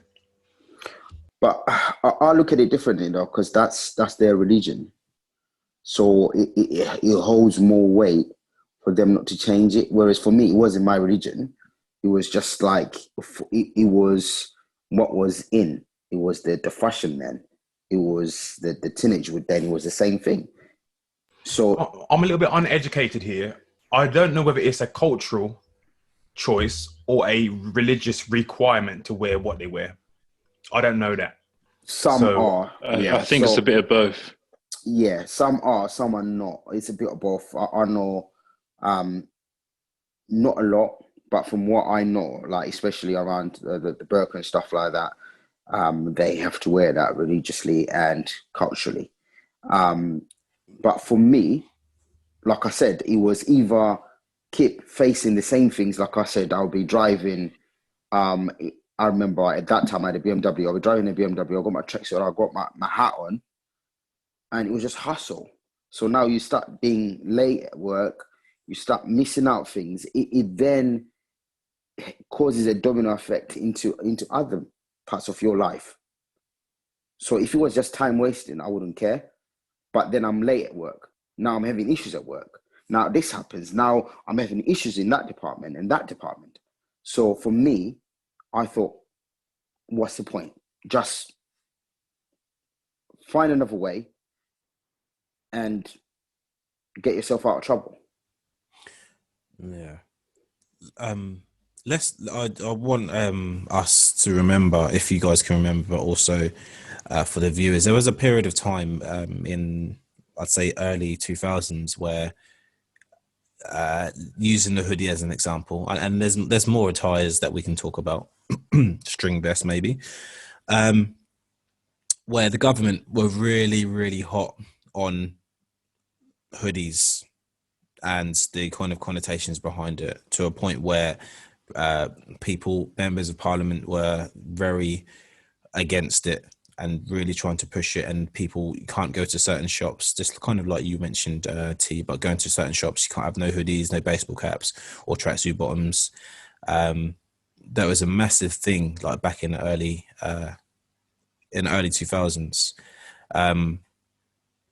That probably didn't help, and that was also at the time of where the term asbos and chavs and stuff like those type of terms came into our English language. So systematically, there was a massive period of time where, once again, what people would feel comfortable to wear, it was even heightened as negative from the very top in our country. So I don't think we can ignore that has had an impact, because that changed society massively in terms of how they view wearing certain attire. So I just wanted to kind of touch on that, because that's probably the same time when we were growing up through adolescence into becoming young men. So that's probably also why we had certain experiences. Going back to the question I asked about, has anyone been, once again, whether it's relationships, friendships, family, has anyone been told not to wear a certain thing or felt like they've had to change because they've been told? Me personally, I haven't myself, but I have, like I said to you guys earlier, in my I wanted to change just because I wanted to kind of, at the time, it's more of like maybe there's other things going on, but I wanted to kind of just change how I look. I wanted to change it up a bit for me. And the person that I was with at the time actually thought there was something else behind it. They thought like I was doing it to impress other people or attract other women and stuff like that. There's an insecurity there. And that kind of put me off, because I was like, oh my word, I want to kind of just mature a little bit in terms of how I dress, but you're actually having to go at me because I want to do that. Like, seriously. But other than that, I haven't had any one try to kind of change how I dress. Has anyone else? Indeed. No. Sorry. Yeah, go on. You go. Yeah, you go. Okay. So I had an example where I was suggested, I guess is the correct word to use. When that suggestion comes from your manager, it's more of a direction, isn't it? Anyway, so this almost links into what I previously said. Actually, this is the exact example in what I said. So I'm walking towards a meeting. You have to remember, I've been working, or I'll set the scene so the scene will make sense. I've been working in an organization for about a year and a half. A new manager has arrived and has been working there for around 2 to 3 months. We haven't spoken within that 2 to 3 months. They've made an effort to introduce themselves to every other colleague that I have. I'm the only black person there. That's the premise. Didn't say that means anything. That's the premise. this person had a previous decade of experience in the field, which let's say segregates people who look like me into a environment where you cannot move freely. There you go, perfect, good stuff. So this new manager, 2 to 3 months in, we're walking towards a meeting, and haven't spoke to him. Remember, he's 2 to 3 months in. Haven't spoke to him. He hasn't spoke to me. And 2 of my other colleagues, who I get along with all my colleagues, and they're walking in front. I happen to be walking back with him. Cool. So rather than say, hi, my name is, which is usually the normal way to start a conversation with someone you haven't spoke with before, it's courteous, it's respectful. The comment shared with me was, when we go to other agencies, it's usually good to dress in a certain way to represent the organization. Okay. Hello, stranger. Wow. Hello, stranger. Cool. So I'm being told, reverse what he said here. I don't represent the organization well based on how I look. That's what he said, but he said it in the opposite way to make it look like a suggestion. But really, he made a statement. He made a comment. Yeah.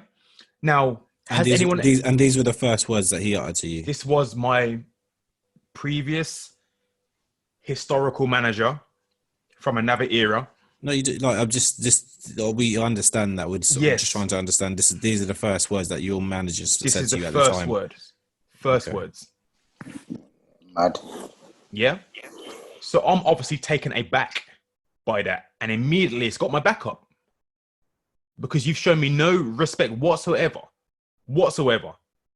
And I'm your colleague. Remember that, I'm your colleague. I'm not just some other little rat that you see on the street. I'm your colleague, and I've been working there longer than you.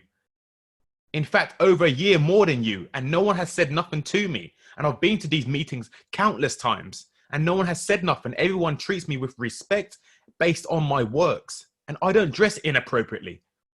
I just don't wear a suit. Yeah? So my response was, no one else has had a problem with this. And I told him, is there a uniform that we wear here? Is there a uniform? No, but we still have to dress in. I said, so unless someone buys the clothes for me, I'll buy my own clothes. Thank you very much. But that was the loss of your relationship, then, isn't it? There was no relationship. That's what I'm saying. That was the loss of it. It started off on the back foot. It started on the back. You made a comment based on how I look going towards a meeting that I've been to many times, and you're new here. But remember what I said, if you're a manager, it's your household, isn't it? And if you got all pine chairs and one oak, it's time to get rid of that oak. And he got rid of that oak. Jeez. So much for diversity, like you said. Man. Do you guys think the UK fashion industry caters to black men?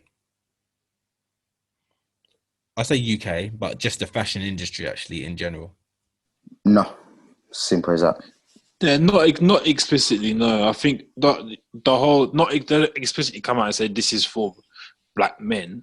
I think it's more driven by like the words, the terminologies that they'll use, like urban.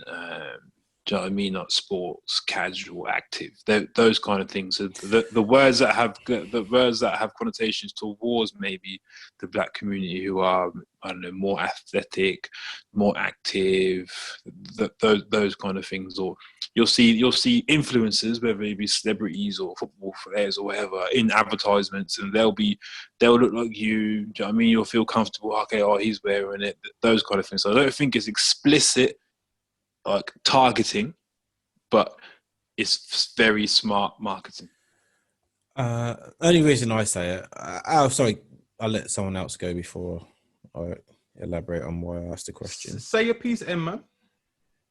No, for me, there was a large period of time where I personally felt like there's nothing that I could wear. There's no shop or industry that actually I felt, apart from like if I wanted to not wear tracksuits. And I'll use an example, and it's no knock on the actual design, but things like skinny jeans and stuff like that. Like for me, like having thick thighs and obviously behind, like those type of like clothing just don't work for someone of my shape and things like that. And I don't know. I think there was a period of time growing up where everything was like just went really super skinny and tight, and there's just like, once again, do I feel relaxed in it? Would I feel relaxed in that? Would I look relaxed in that, in wearing that? And it was just like, I literally couldn't find. And like, there was a time where everything just didn't feel like it was catered for how I want to look. Mm-hmm. To, you know what I mean? Yeah, and it goes further than just how you want to look. Like, it got to a point where I fully agree with what you're saying there, because it got to a point whereby I'm a man that when I go out, I have my outside clothes, yeah. When I come in, I have my yard clothes. So when the outside clothes get a bit tidy or a bit too small, they become yard clothes, yeah. And I'll wear that yard clothes until the last thread is holding up my crotch. You understand? Yeah. Yeah. Boy. I will wear it. I'll wear it, and then it become garden clothes, and I'll do the garden. Of course. And if I need to go shop, and I'm in a bit of a rush, them same yard clothes are going back on. Yeah. I'm not changing just to go to the corner shop and get milk and them things there. So when it comes to like going out to getting stuff, I think I kind of missed. I don't know. Maybe I missed a window or missed a whole phase of fashion. Maybe. So I'm going to go and get some trousers or a pair of jeans, and it's like you said, everything's like slim fit. Skinny. Yeah. I can get away with slim fit. Slim is just about there. But yeah, there's still these tight jeans and all holes. I couldn't. I don't know. Maybe I tried it on. You go and change room. You think, do you know what? Let me just. I'll try it. Innit? I'll try it. Like, I ain't gotta buy it, but I'll try it. And I went in there and I put on the skinny jeans, and they're not coming past my thighs. I'm thinking like, I'm not an overly like chunky guy or anything like that. Like I've got a black man's build, I suppose, big, like thick thighs and a big behind kind of thing. But I just couldn't. And I see other bigger people wearing like the skinny jeans and things like that. Yeah, it's not even like a joke thing or that. But I think to myself, because I've seen it too. I've seen it. But it's ridiculous. Thinking, like cool. The whole swag. How are you comfortable in that? Sick. It looks sick. I thought, you know what, you got it going on. Like, I get you. You can wear them. You wear them clothes and you carry it well. But like now, I'm thinking to myself, if I'm trying to get in a pair of skinny jeans and that, it's not happening like for me. So I just think, how did you get into that in the first place? Like you carry it well, but I just don't know how you got into it. So next question then, like just this, I guess, is this to the listener or is this to you? Like, let's find out. So what I guess, what variation in society normally wears skinny clothing and why? Sorry, you're gonna have to. I see where you're going with this, but I see where you're going. Okay, so if you know the levels, you know the levels, isn't it? Like, yeah. Who runs the fashion industry to steer the direction of what is fashionable and what's not? I'll let you think about that. If that is dominated by a certain market field, by a certain market or by a certain group of people, and that is now the only clothes you can wear, you're being pushed out of market unless you conform. Yeah. Then you have to ask the question once again, why? Why is there a push towards a certain type of clothing that normally would be attributed to certain people. Why is that now being pushed onto, well, let's just say it, men? Okay, so I think for me, and I'll use my experiences just to kind of cut through what I feel you're trying to say. So, like going back to the time Being where, purposefully vague. okay, well, I think we need to expand a little bit, and I'll expand from my experiences alone. So when that period happened where I was like, well, I can't find, that's changed now, but there was a period of time like between my early to mid 20s where I found that a lot of the clothing for me as a man felt kind of like feminine, uh, just didn't fit. Like, and I see some things now, like I look at like where I'll see things on, for example, on ASOS where like the men are wearing like crop tops, like actual crop tops that I growing up, all I saw the only people I saw wearing that was females. So if people want to, that's another podcast, man, guy. maybe if people want to wear that, that's fine. But my point is, like, I have been conditioned to like, and I'll be open about it. Like certain things, okay, that's what a girl wears. That's what a boy wears. Okay, so when I'm seeing the things that I've always known to be growing up and I've been conditioned like of girls wearing now coming into the men's section of my app, and I'm like, well, I'm struggling to find things for myself anywhere. And now I'm seeing this, like, what's going on here? Like, who created and who fashioned these clothes for men? I don't know. Who chose for this to go into the market industry of men? I'm not too clued up in the fashion industry. You do know, Dread. It's easy. You just said it. In a roundabout way, you just said it. Look, let's be honest. I'm gonna keep it real. It might be controversial. It is what it is. But the fashion industry is mainly controlled by women. Okay. So what they deem as, I guess, sexy or good in their eyes, that's what they push. So like ASOS, have you seen the way they advertise the crop tops? They're all on black men. Yeah. But have you seen they're all on black men, right? But Muscular. The way they advertise, exactly. So there is another hidden agenda here. And also, it could be, again, I'm going to say it, take it how you want. I don't really care. It's mainly women, and also the time we are in now about, the color, the rainbow color, type on pushing homosexuality. Okay. That's a hard one. I will say, like I said, some people may take it the wrong way, but that's my opinion. I see now we have to dress more feminine because that's what the powers be are pushing the agenda on. And just going off the back of that, like the elephants in the room now. I want to just focus in what you just said. I believe, here's what I'm hearing, what you're saying. I don't believe you mean pushing homosexuality. I believe you mean pushing the feminization of men. Yeah, that's what I mean. It's a correct way. Yeah. Yeah. I fully understand what you're saying there, but I just need to let the listeners know that it's the feminization of men that is being seen within the fashion industry. Yeah. And to the whole point, that is actually limiting men such as M, such as S, even fitting into male clothes. Even fitting in. Can you imagine that? You're going out shopping and you can't fit in to a clothes that is designed for men, that is your waist size, and your length in terms of leg length, but you can't get in because it's designed like tights. Can I just add on that, Kay, as well? It's not just feminizing as well. It's also sexualizing. Let's say how it is. We all know right now there's a craze about grey joggers. You can't even wear grey jogging bottoms to go gym. There's always been the grey jogger things. There's that thing there. Let's if you know, hit the nail right in the head. Talking about, yeah. If you know what we're talking about, right? Yeah.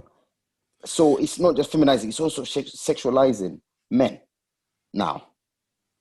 you can now you can now see the entirety of the body shape of a man. Now, I'm not 100%. saying that's right or wrong. I'm saying what I'm seeing. Yeah. Yeah. Whereas I'm not saying females should wear tight clothes either. If you want to wear what you want to wear, this is what I'm saying. But don't limit what people can wear, is what we're saying. I think the argument would be from maybe other people, well, just don't shop in those places. But my point is, like, it's for me, like, There was nowhere else though. Well, I'm quite selective anyway. And the places that I will look at, and I'm not afraid to say, like, I shop at ASOS and whatnot. I have some sick stuff from there. Yeah, 100. Like, ASOS is a big boy fragrance, though. It's for me. It's like, okay, where else do I look? Like in the UK, that's why I asked about the UK market. Maybe I should have said market rather than fashion industry, but it's the same thing, really.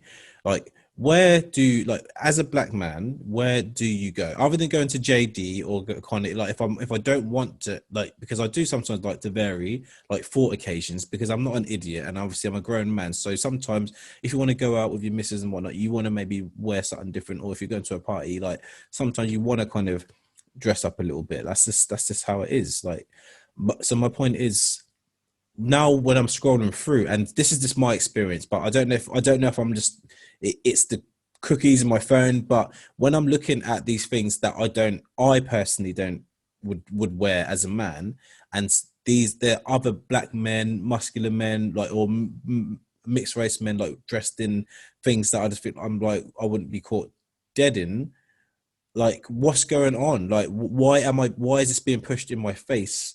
Like, this is something that is comfortable. Like, you know what I mean? Like, what's, like, it feels like, going back to the different oak chair scenario, it feels like we're, or for me, I'm being pushed out of something because that just doesn't fit for me. It just doesn't fit who I am, and it wouldn't ever represent who I am. And we're talking about clothing here, by the way. We're talking about actually, like, clothing and, like, so wanting to kind of define who you are. And I'm looking at these apps, and that's basically, from a marketing standpoint, it's trying to tell me this is now what should define who you are from a fashion standpoint. And going back to what Kay said about kind of sizes and what, like, obviously, because of my behind, like, I had to get, like, so my normal waist size, I'd get the one up from that, just because of my batty. You get me? No, don't ever say that. No way. Please retract that right now. Right now. It is what it is. No, It is what it is. It's out there now. I'm the same. I'm the Is- same. is what My it is. waist is a one size. And when I want to buy a trouser, it's got to be the next size up. But my point is, my point is, my point is that back in the day, that's fine. Like, you could do that, and you'll still have like the long fit and whatnot, and your thighs are fine. But now they're making they make jeans. They're all chafing. That's what I'm saying. Like, so what? Like, But they're jeggings, fam. They're not even no. proper But jeans. They even, stretch. but even the like honestly, if you go to, like, I don't know, Next or like places like that, yeah, like, you'll struggle to find regular fit jeans. Yes. Like, it's And the thing is, or slim. no, I don't want, because, you know what I mean, everyone's got a backside here, this, that, and whatnot is what it is. That's just the heritage thing, and that's the genes. But and a bit of diet for me, but it don't matter. that's your business, bro. That's your business, isn't it? You know what I mean? I'm talking general. I'm not going personal. You know what I mean? But I don't want to be, because, like, I've got legs in it. Like, there you go, in it. But I don't want the shape of that to be visible to everyone when I step out. I don't want to. Why? Okay. I don't want my backside to be something that someone looks at. Let's just go from there. Yeah. So if it's skin tight, I don't have a choice now, do I? So I wear my old school trackies, man. I wear my old school trackies, which are nice and baggy, and I can sprint in, and there's no issues. Stuff like that. Have you tried to get a tracksuit right now? The new tracksuits. What do you mean? No, have you seen my tracksuits? They're all old, bro. I know the they ones. don't I know the ones you wear, but There I'm you saying go. new ones now. No, I haven't seen the new ones. Well, Yeah, sorry, they're all sorry. they're all slim I've fit seen the new bottoms, man. ones. And they're But all grey. What is that about? What is that about, man? Well, that's what I mean. Even if you look at the history of like tracksuit bottom, even them, like especially at the bottom of the tracksuit bottom, even like the mainstream ones or the most expensive ones or the like normal popular ones, they're all being streamlined. And I get it from a athletic point of view, because believe it or not, they were designed tracksuit to wear like if you're an athlete track, and obviously built into fashion. But even the design of tracksuit bottoms now is just like, okay, let's make it as slim as possible. And like I've never, it's hard, man. It's hard. Like, listen, like anyone that can relate, man, just leave a comment. Like if you've got a bit of thigh. Don't say it. Don't say it. Don't say it. If you got a little bit of leg and tie, you know what I mean? If you got a little bit of leg and tie, you know what I mean? No, but The can women I out ask there. a question though? Yeah. Is there a disconnect there on who's representing us? Normal is the wrong word, I guess. Normal is the wrong word, I guess. But representing us as black men, is there that disconnect that we're always talking about? Because I feel like I'll go back to this again about building our own table. You know, we can't find what we're looking for at the moment. Let's build our own table. And there it is. And there it is. Let's Let's find something else that works for us. But because you're right, why? Right.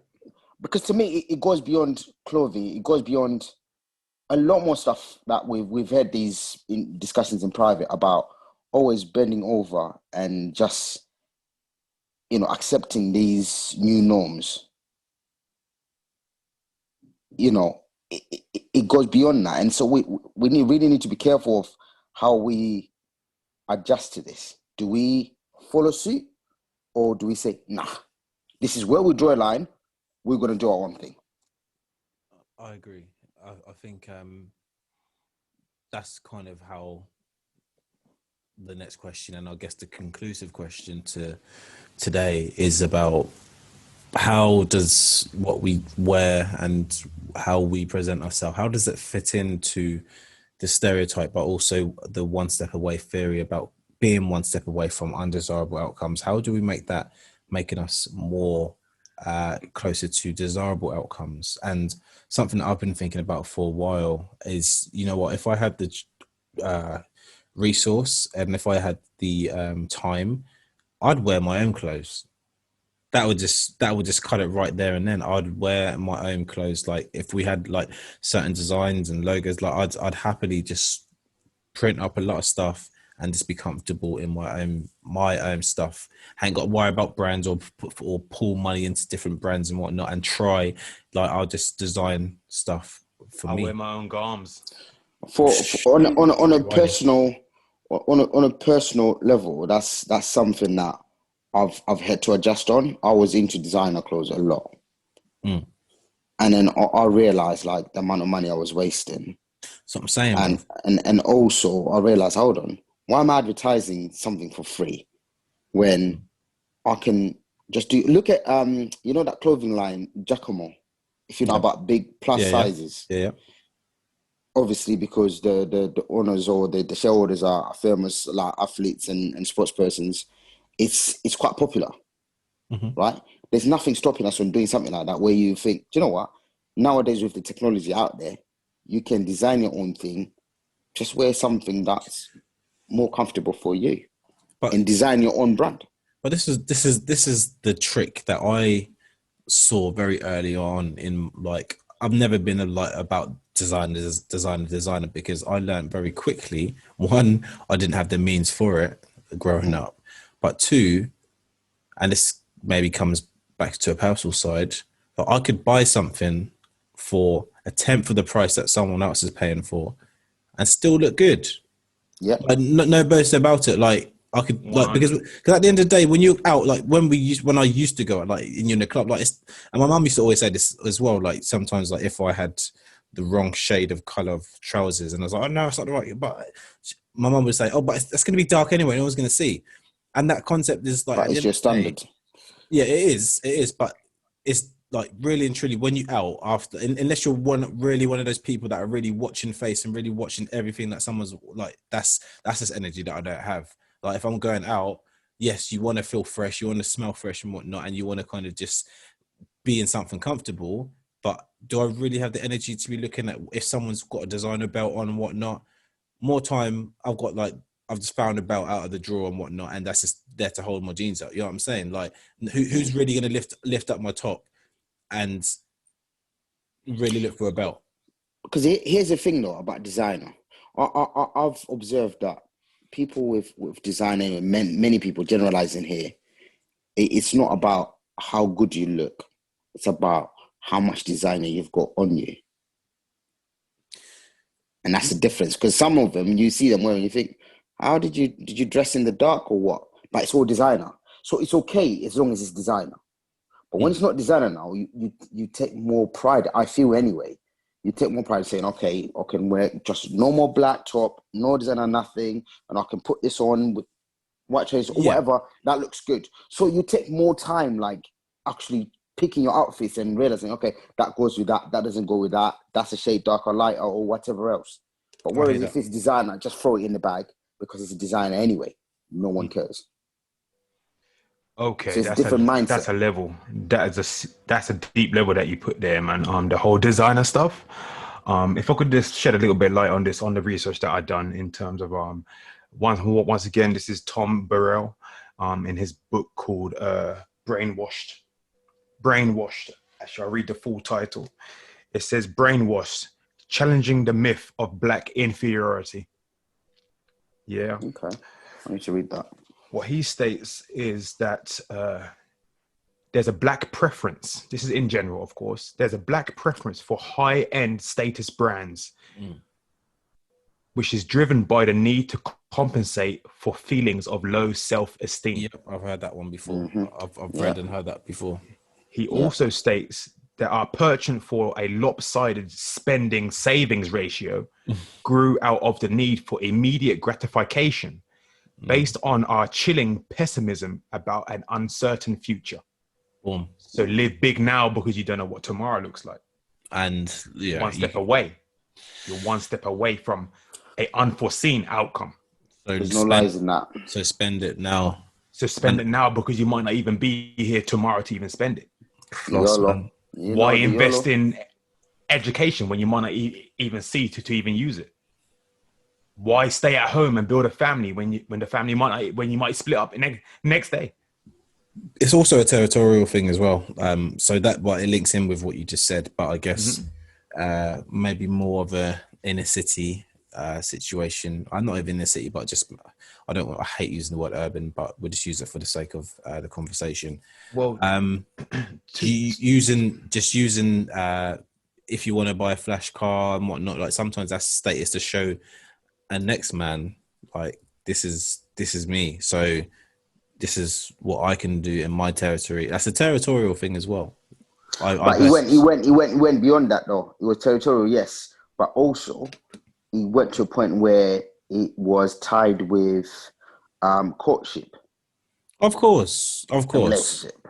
So it goes deeper then, because you were told all females loves flashy cars and nice cars. So you will do all of this to entice, which is the wrong thing to do anyway. As you get older, you realize that you don't need any of that.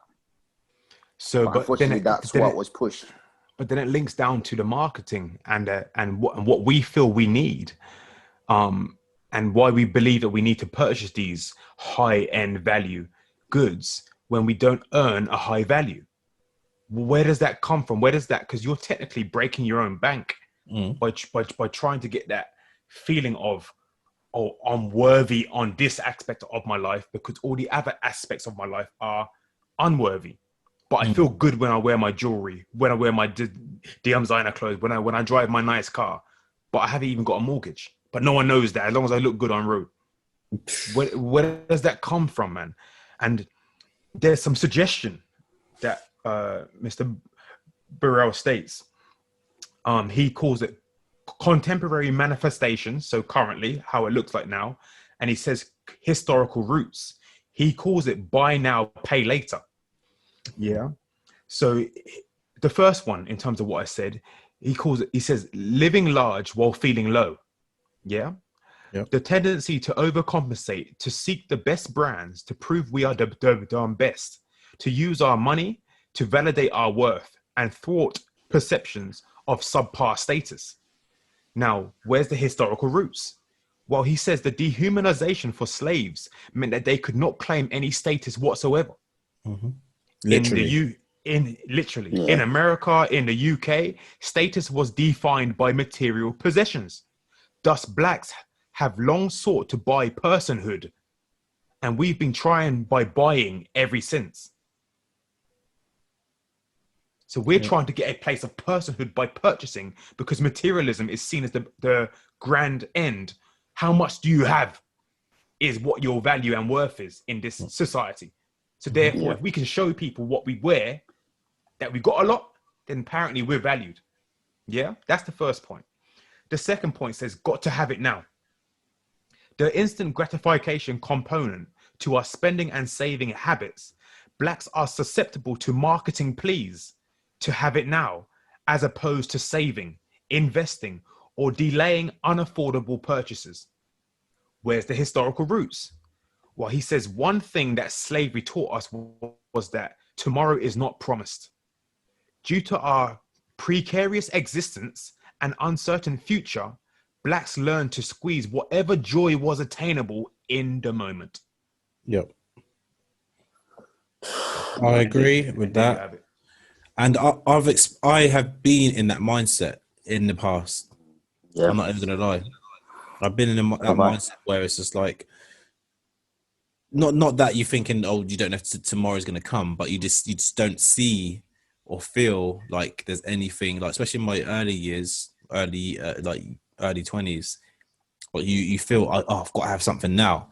I've got to have it now, because there was, I don't know, it's just this is a ingrained kind of, it's that impulse, feeling. Isn't it? That, yeah. And it took a while to get out of that mindset, not gonna lie. It took a while to get out of that mindset, but yeah, that's powerful stuff, man. And it hits the nail on the head. And you see it all the time, like when people are queuing up. I know I say on these podcasts, I try not to, or I'm trying to be conscious of not always going back to America, but you see people queuing up for Jordans, like early hours in the morning, people like, and I don't even know how much. I've never had a pair of Jordans, to be fair, but there's a craze. There's a craze, and it's not just black people that wear Jordans and want Jordans. And if you can afford it, then knock yourself out. Like, no one's knocking people if they want to buy something that, because they've earned it, they've worked hard for it. But what Kay is alluding to is the fact that we've got a group of people, or a nation of people, that are feeling that they have to have these things when actually they don't. That's not necessarily need them, but they don't have the sustainable means to keep on buying these things. And even if they do have the means, like their immediate thought, and I've been here as well. I'm not to that extent, because I've never been a materialistic person, but the immediate thought is to buy rather than save. And that's an lack of financial education, financial literacy. I would go as far as to say they don't need it. So I was one of those people, the materialistic people. Not gonna lie, point blank. I would buy, like I said, I would go Bicester Village for designers and do all of that. Or I had to have the BMWs. Or I did that from my early 20s. It took me a while until you actually then realize that we've got this false sense of security when it comes to finances as a race. Well, majority. It's what you see. So what made me change then was simple things of, there were times when like my BMW would break down, and then my heart would literally be skipping a bit going to the mechanics. I remember that. Because I know how much that's gonna cost me. I would have a nail in my tire, which was, I remember it was costing £285 a tire. Right? That would break my heart. But when you then realize that and you understand now the financial literacy bit of it, you now know you don't need any of that to feel worthy or to feel Valued. exactly, or valid, or to feel, what's the word I'm looking for? That's straight to the point. Validated, right? Do you think Now, that's linked to self-esteem? 100%. So my one spiraled out. Long story short, something happened which turned my mindset to that, because I felt those events led me to feeling a bit low for myself, and there were some insecurities there. But through that process, obviously everyone has to go through a process to learn, you know. Now, where I am now, I want my kids to start off in a position I am now, not to go through the same mistakes that I went through. And that's what we have to emphasize now. 100%. We have done it. We've made the mistakes. Not every mistake you have to do.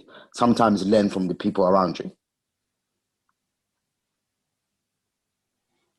I agree. And this is in conclusion, boys. What on top of that? What else more do we? So there's always going to be, for the most part anyway, for now, in this system of things, there's going to be stereotypes that we won't be able to avoid. How do we navigate through this? But how do we help our children navigate through this, and our loved ones and people close to us to navigate through it? But also, how do we power through where there's a high level of esteem, a high level of comfort, and there's comfort and security in challenging the status quo that has been there for decades, centuries, like going through to history. There's always been, and it goes back, is it a class thing? Because there's, even going through history, certain people that are wearing certain garments are deemed as a higher class as the other people. But I'm sure that there's people who weren't wearing certain garments that has the same level, even if not more, high level of intellect, and can actually provide more based on their mind and their works, as Kay has mentioned before earlier today. How do we make us as people one step closer to desirable outcomes when it comes to kind of how we present ourselves and our appearance, and us as a package, in terms of we can't change the color of our skin, and that's always going to be the first thing that people see. 100. We can't get away from that. Yeah, 100%. But there's other things that we can, I believe, well, I hope that we can do. And T, you've mentioned one about building our own tables, which is a theme, is a theme now, because we probably said that on most of our podcasts. So that's here to stay, and I hope people understand that concept of building our own tables. Well, let's just say this: like, if you don't want my oak chair around your pine table, then I want to go and put my oak chair next to the oak table. 100. In my opinion, I think that we've already started doing that by the mere fact of having these conversations. I strongly believe right now we're already on that journey. 100. It's a few stops from where we started, but we're on that journey. By having, I bet you there's some listeners right now we didn't realize why we wear do-rags.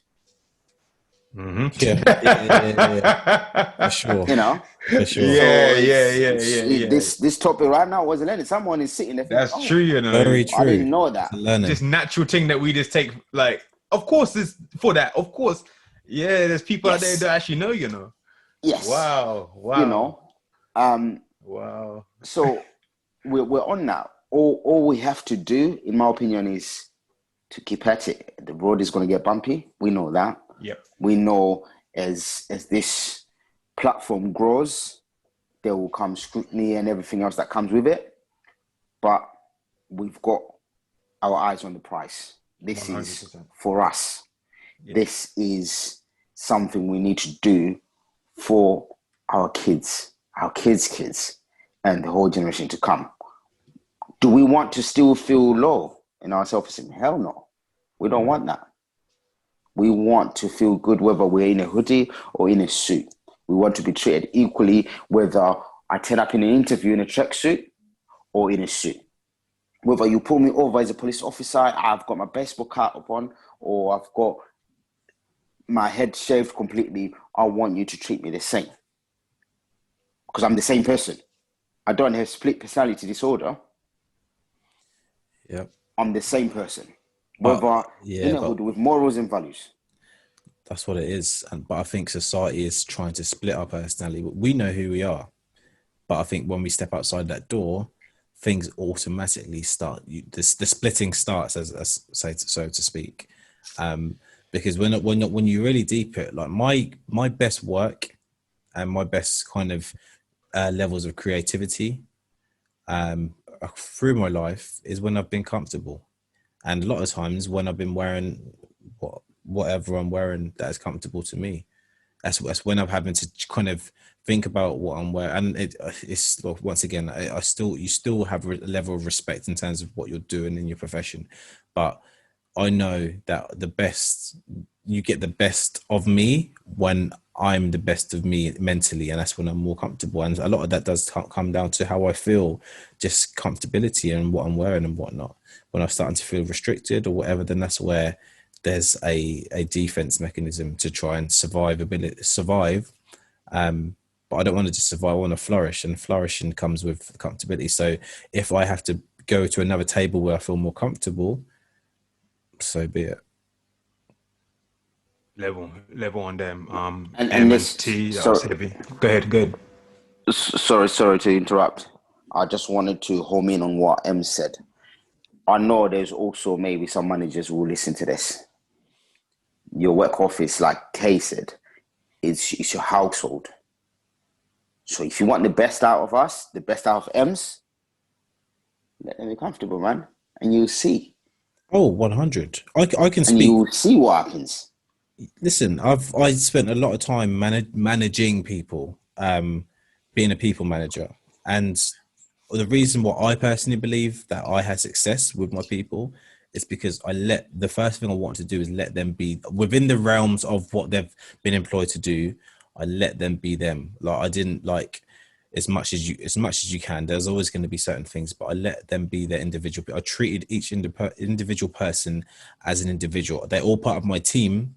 And I always made that clear, like it's a team thing. But when we have those one-on-ones, or even if it wasn't a one-on-one, but just knowing that I see you, not just because you're a number, I see you and what you kind of bring to the table. So I'm going to have a different relationship to you, and not expectation, but a relationship to you than I have this person, but we're all one. And from a manager, and this is another podcast, by the way, but from a management point of view, we don't do that enough. And I've been there, I've lived there, I've seen teams not work purely because of the person that's in charge. I've seen people leave employments purely because of the person that's in charge, because the one thing that they couldn't do was connect with that person on an individual basis. And when I say individual, that covers the whole aspect of what individuality means: race, ethnicity, religion, color, all that stuff. But yeah, that's another podcast in itself.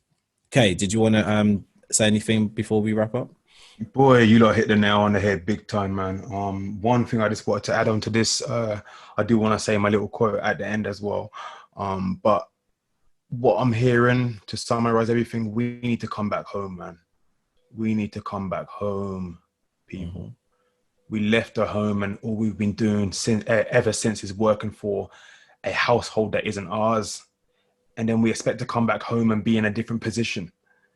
We leave the home and we expect to change. We have to keep changing ourselves as soon as we step out that door. And then our kids turn and they see us changing whenever we step out the door. So therefore they follow suit. And then we become more distant and distant from the home. We forget where we even live. We forget where we even come from. So my urge is to come back home, man. Come back home and see, when you set up your own businesses with your people, that you won't have a stereotype activation pop up, because the manager might look like you. The business owner might look like you. The CEO might look like you. And he understands where you come from. He understands because he's been there, or she understands because she's been there. And you might get a little bit more grace in terms of, you don't have to work twice as hard as the next person. You have to work just as hard as the next person. Which technically, from our background, means we're working less. Yeah, like, we need to come back home, man. Why are we struggling to try and fit into a place which don't want us? Is my question. Look how hard we're struggling to try and find ways to navigate the society without, we don't stop and think, hold up. We've got so much intelligence and so much know-how. Look inward, man. Look inward. Yep. And couldn't have said it any better. And once again, you guys that are listening, we see and hear, like, you might not physically be able to see you, but you know what we're saying. We see you. And when I say you guys that listen, it's the people that are listening, and we don't have to put a color on the listeners, because you're listening for a reason. Yeah. So when I say we see you, we see, and hopefully you can see where we're coming from. And there's no maliciousness in this, or sinisterism in this, or separatism in it. There's just a focus. That's all it is. That's a focus. And it just needs to happen more and more. So hopefully you've taken some, even if it's just a do-rag thing, you can take something from this episode.